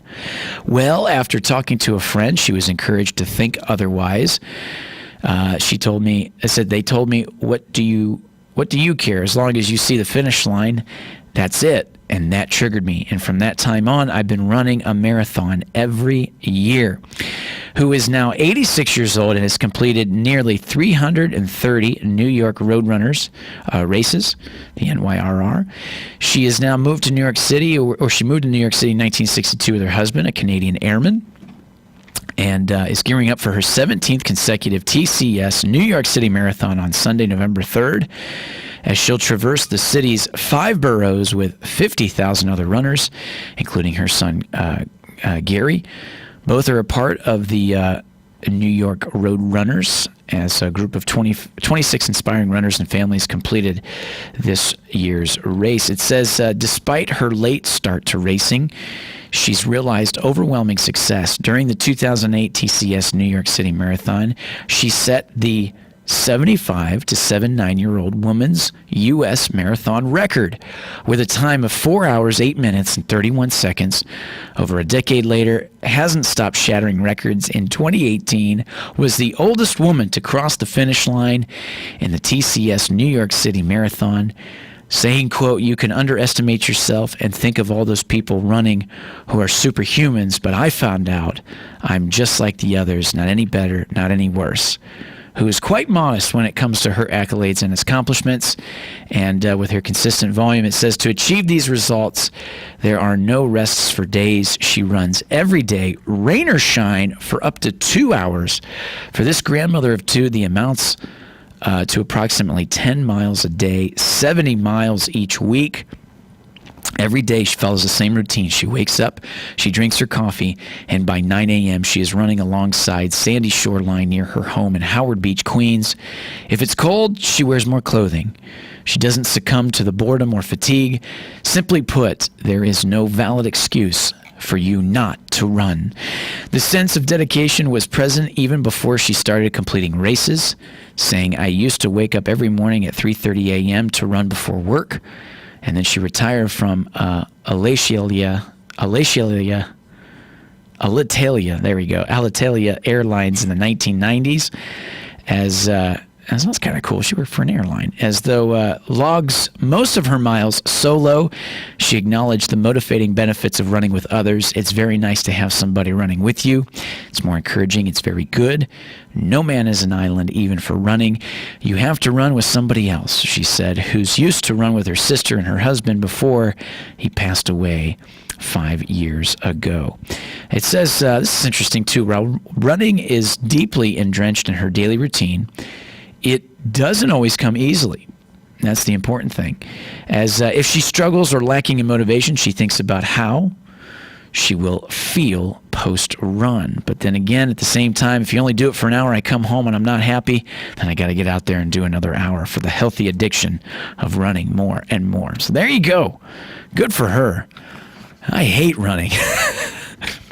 I hate it.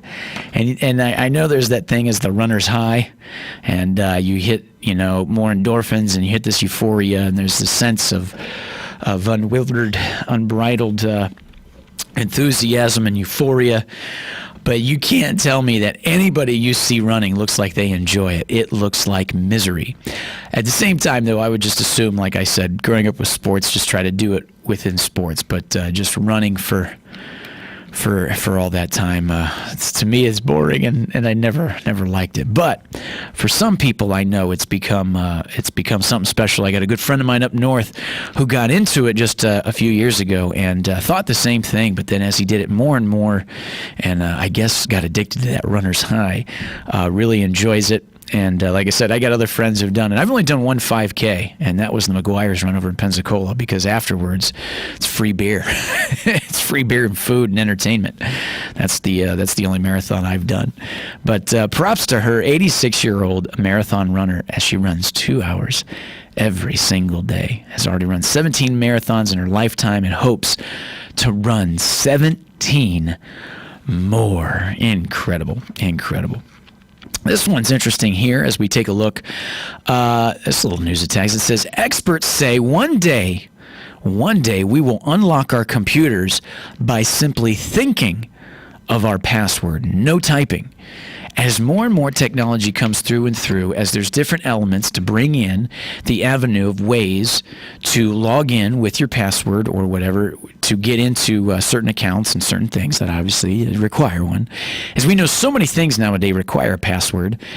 Certain smartphones, you can just look at it and it's facial recognition and it opens it up. But this made me think about a special that I saw. I think it might have been 60 Minutes. Maybe it was a year ago or so, or maybe not even that far. But what it was talking about the science and the technology behind setting up accounts that require passwords and what it takes to log in. And it was all based on a gentleman who wrote a book who spent about a year and just with conversation was able to get people to explain and detail and mention what their passwords were for most of their private accounts and stuff. Not checking, maybe checking accounts, but just what you would use a password, username and password for. Because at the end of the day, the way this stuff come to fruition, we know it already, anything that you sign up for, even if it's the lamest of lame, you got to put in or set up a username and a password. And the biggest thing is trying to do what? Remember all those usernames and passwords. So this gentleman found out that through conversation, he can get most people to end up telling him their password just by conversation. Because what it became was a conversation about how there's so much convolution of how many passwords and usernames you need that most of the time people stick to the simplistic concepts of numbers or words or phrases that are the easiest to memorize, to use as passwords. And not only that, they use the same password for all of their things they need to log into. So at the end of the day, you don't forget it. And we know that with the different amounts of characters needed on certain passwords, whether it's 6 or 8 or even more, that you still try to use the same. And it was fascinating to watch because as they're looking for technology in lieu of passwords, we know already with the facial recognition, that's one way to do it. But another one is, what are you looking at? Another one is that they were talking about in the special was the idea of heart rhythms, because they're finding out that just like something such as a fingerprint, to an extent, fingerprint, because by the way, like fingerprints are individualized, but they're also somewhat.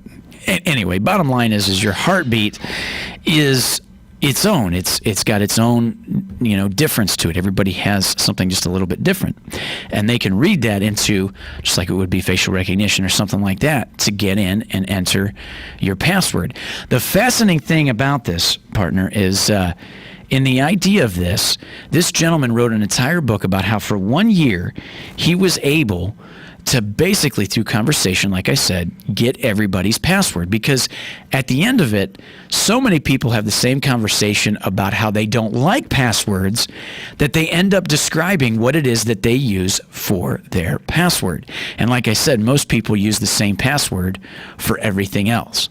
And with that, it was basically a commonality between the use of the words love, profanity, and numbers. And most people use the numbers that are sequential of 1, 2, 3, 4. And the most used word in passwords was love. Hey, I got that one.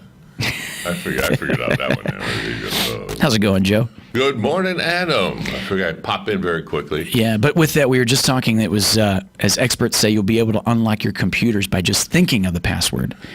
And then I'm like, well, what if somebody else? But it's timed in. I like the other one with face recognition. Right. And then there's the one that, okay, face recognition, the computer sees your face, says, okay, that's you. Yeah. And that will unlock. Do you have that with your phone? No comment necessary. I mean, you use your face. I don't think yours has it, or you don't have it that way. I don't use mine. I don't know if it has it or not, but I won't. So like, my question is, no, because you slide yours. Yeah, you have it to where you unlock slide it. Yeah, I have to unlock. Yeah, it. you pipe it in. These you don't. You just look at it and it unlocks. But it doesn't work for anybody else, and you have. Well, what happens? Here's a good question for you. Yeah.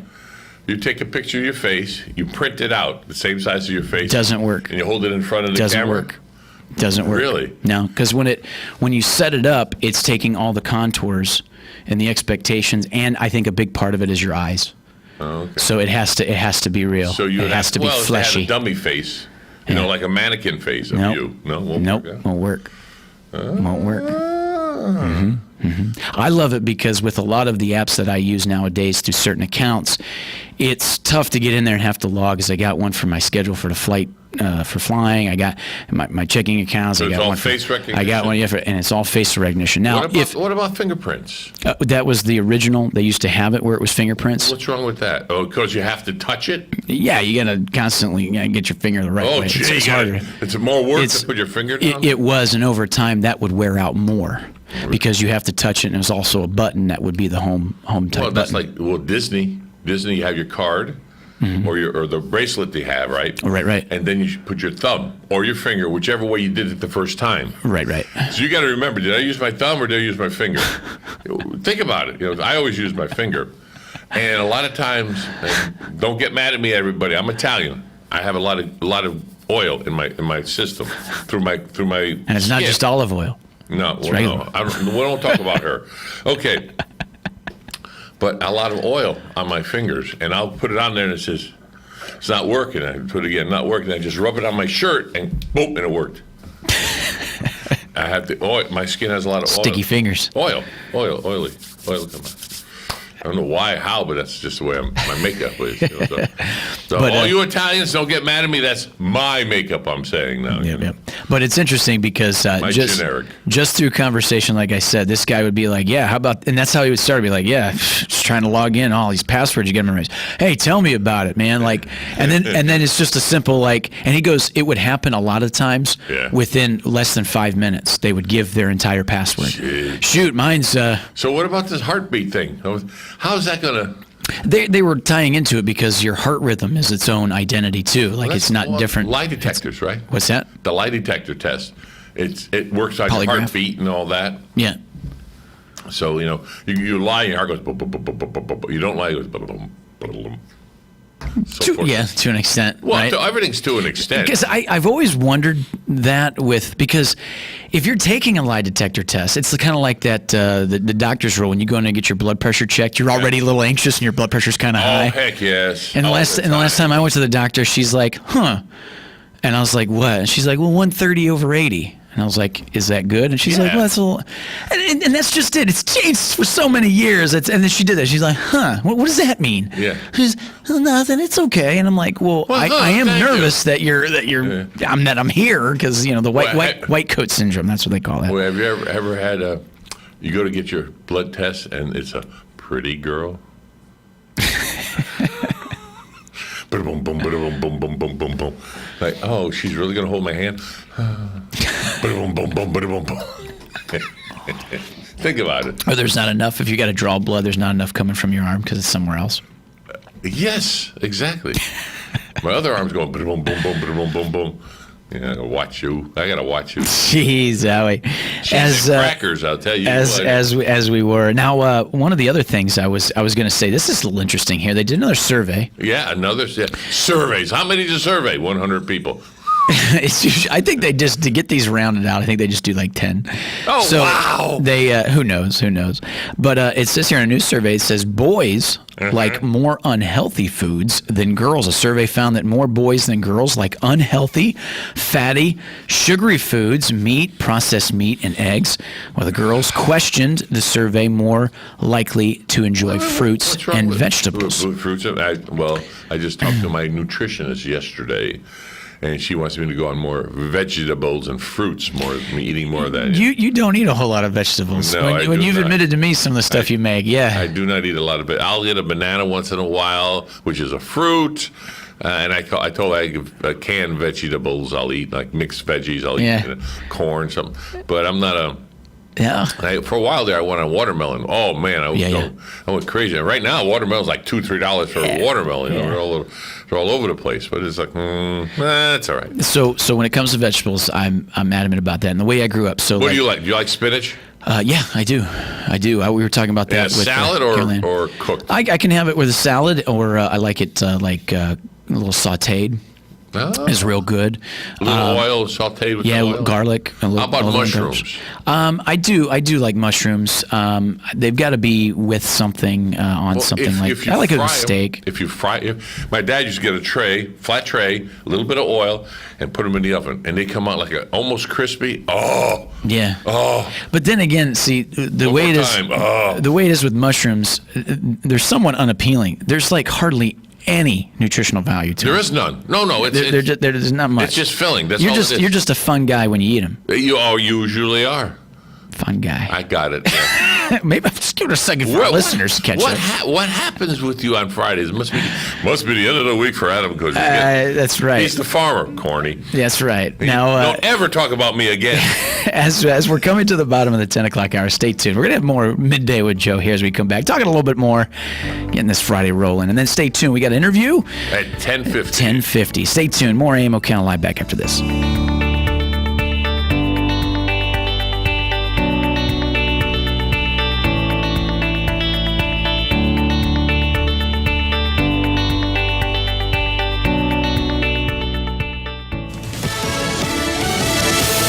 News. I'm Lillian Wu. The Dow surging some 700 points at the open after the May jobs report shows millions of jobs created instead of lost. Our economy adding 2.5 million positions versus the expectation, a loss of 8 million. The unemployment rate coming in at 13.3%. Economists were way off. The manufacturing jobs, that's another big shocker here. Again, the estimate down 440, and it was a gain of 225,000. Fox's Cheryl Casoni. President Trump, who held a press conference this morning, sending a tweet taking credit for the report. Twitter disabling a video tribute to George Floyd posted by the Trump campaign, claiming it violated its policy on copyrighted material. A Trump campaign spokesperson says Twitter is targeting the president, not others, calling the removal an unfortunate escalation of this double standard. Fox's Rachel Sutherland. America's listening to Fox News. Have you ever wanted to learn a new language like French, Spanish, or Russian, but thought it would be too difficult and time-consuming? Then go to Babbel.com and try it for free.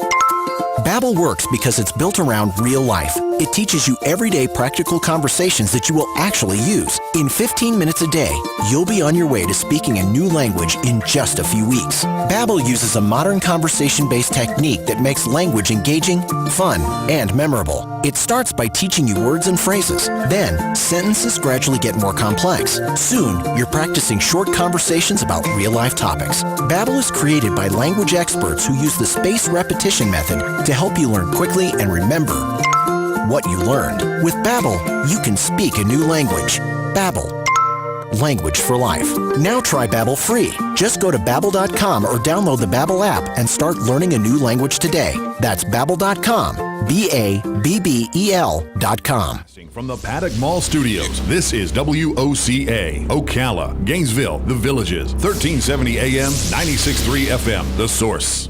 On June 10th at 10:35 a.m., Adam's guests will be from Ruby Slipper LLC to talk about their car seat cover, a specially designed heavy-duty double-layered seat cover with a unique sliding action that allows passengers to swivel into their car. Created by Catherine Miles, the Ruby Slipper car seat cover can help with mobility for anyone who has such difficulty. Again, that's 10:35, June 10th. It's news you can use from Catherine Miles and your friends here at WOCA The Source. Join Adam at 10:50 this Friday, when Jeannie Mullen will be his guest to discuss the changes made in the workplace by the pandemic.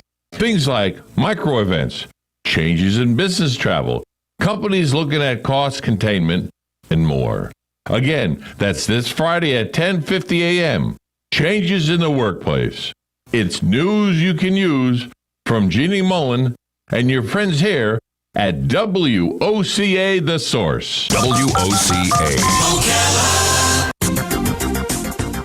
Friday, cloudy with a shower or thunderstorm, high 82 to 86. Friday night, cloudy with some showers, low 73 to 76. Saturday, mostly cloudy and humid, high 82 to 85. Sunday, cloudy and humid with showers and thunderstorms with a high 82 to 85. From the Florida Weather Center, I'm Andy Robb.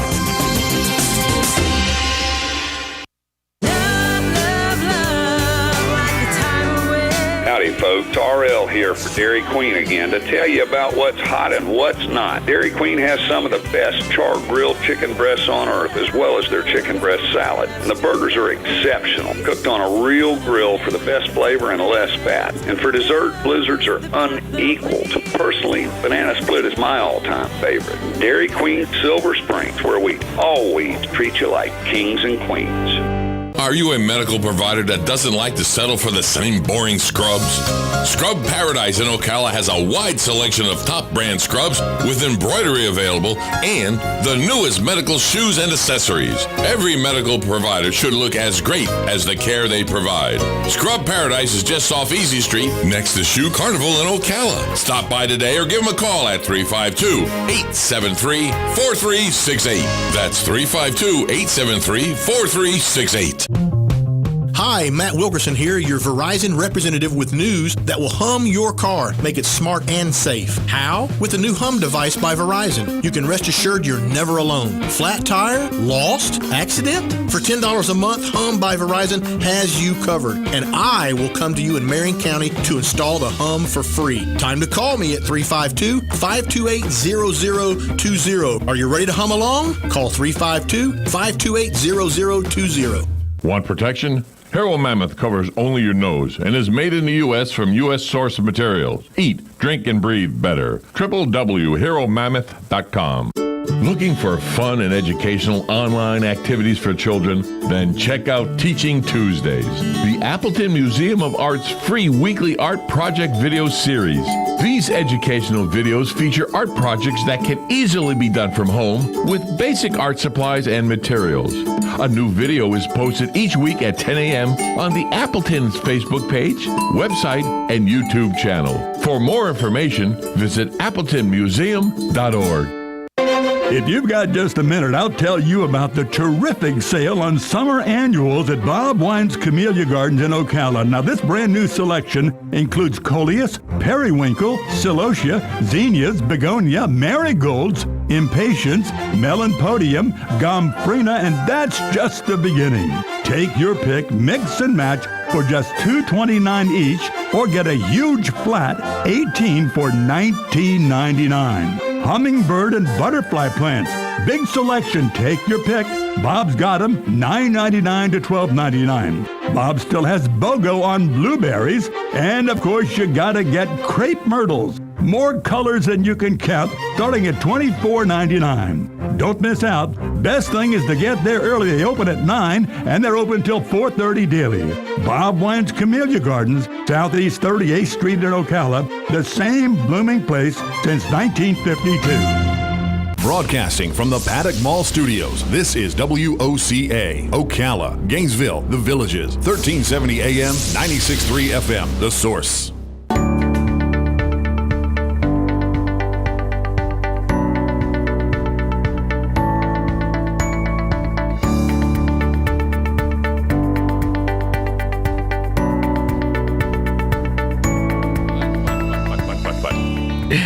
And welcome back to AM Ocala Live, WOCA, the source, 96.3 FM, 1370 AM. As we're back here to round out a little bit more time before we get interviewed, before 10 minutes before the end of the show. And stay tuned at 11 for it being Fridays with the Conservative Watch Hour. Ann Vandersteel and your host, Annie Marie Delgado, as run the board for that. It's right off your tongue, young man. That's right. It's so good when you do such things. It's Yes, how would Jimmy Stewart put it? It's sensational. That's what it is. There can only be one. We're not that. We're not him. Yeah. Sensational. That's right. It was Jim Carrey. I just saw this the other day. It's funny you bring that up. Jim Carrey used to do a really good impression when he did stand-up way back in the day of Jimmy Stewart. Yeah. And he goes, Jimmy Stewart could turn the tide and make anything sound positive. He's like, come to the window. Look at the nuclear holocaust out there. It's beautiful. Look at that mushroom cloud. Sure, it can incinerate our face in a second, but it's beautiful. And it was just so good. But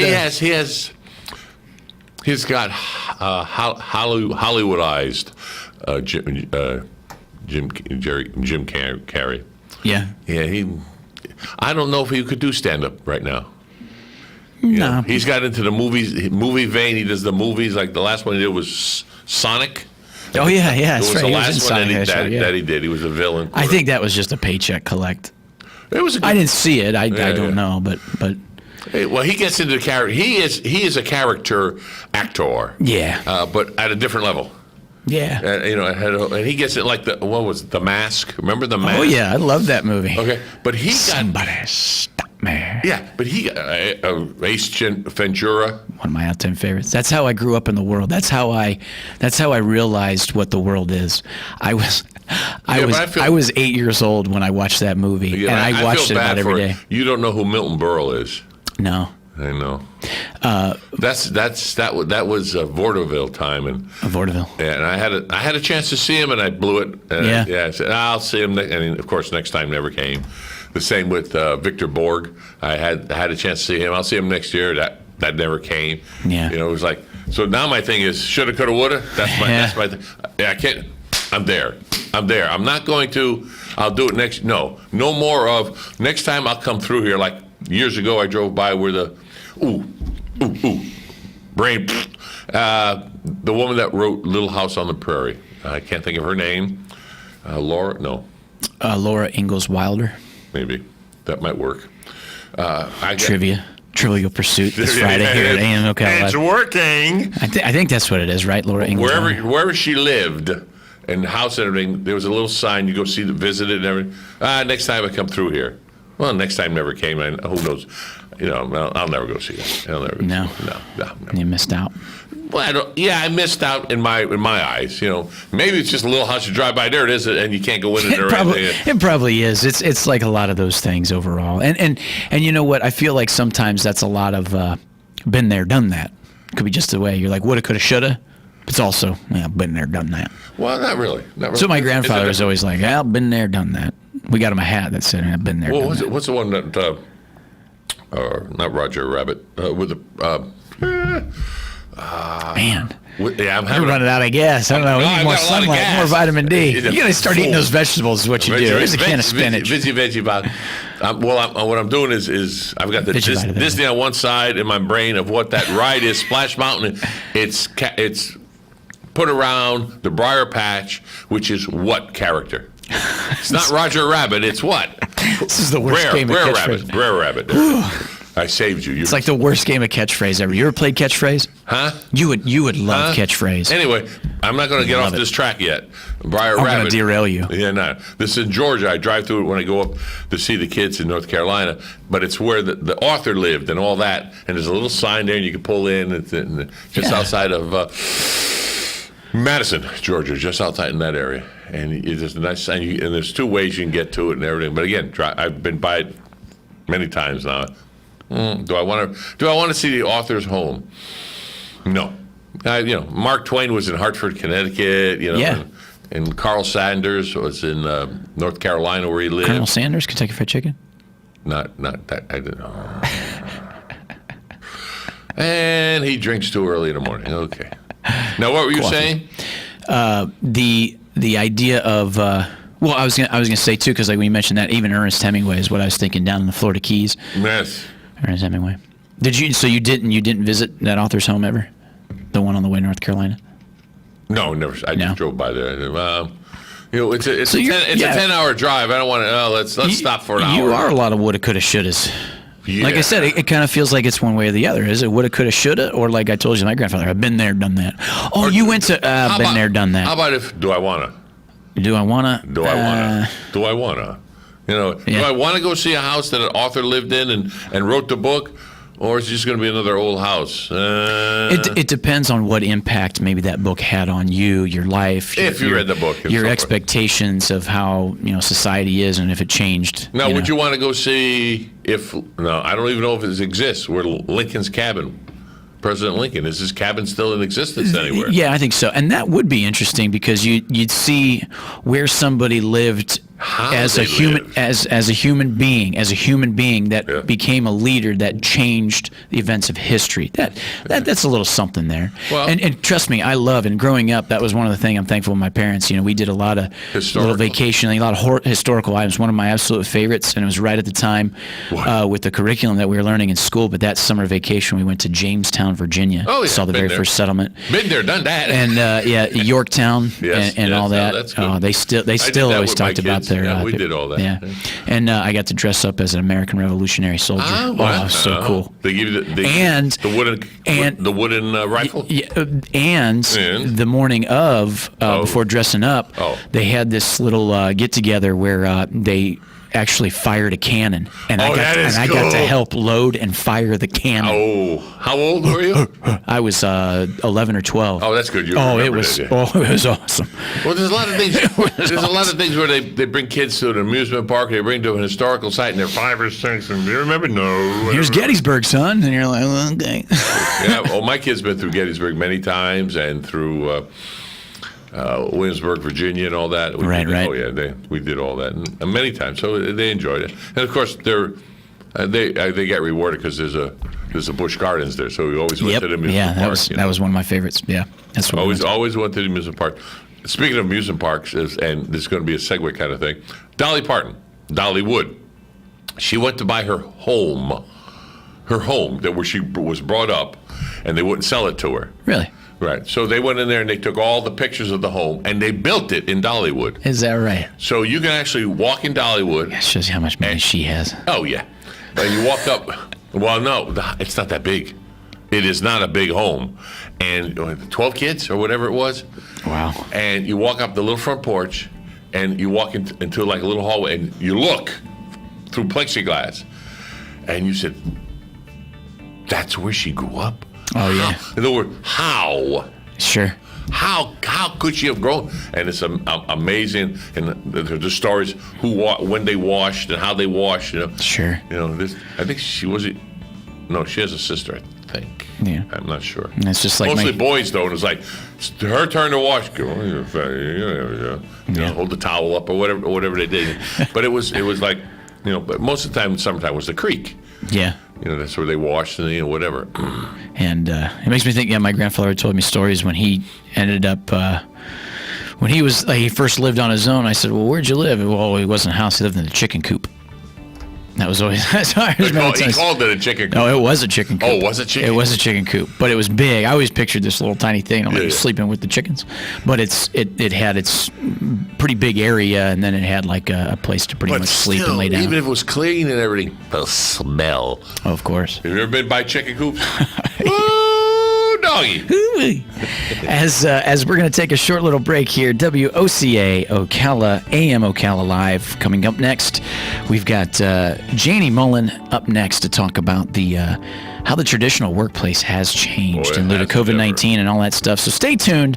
A little bit more to come away with AM Ocala Live before the 11 o'clock hour, which is the conservative watch hour, which is after AM Ocala Live. Stay tuned. Back after this.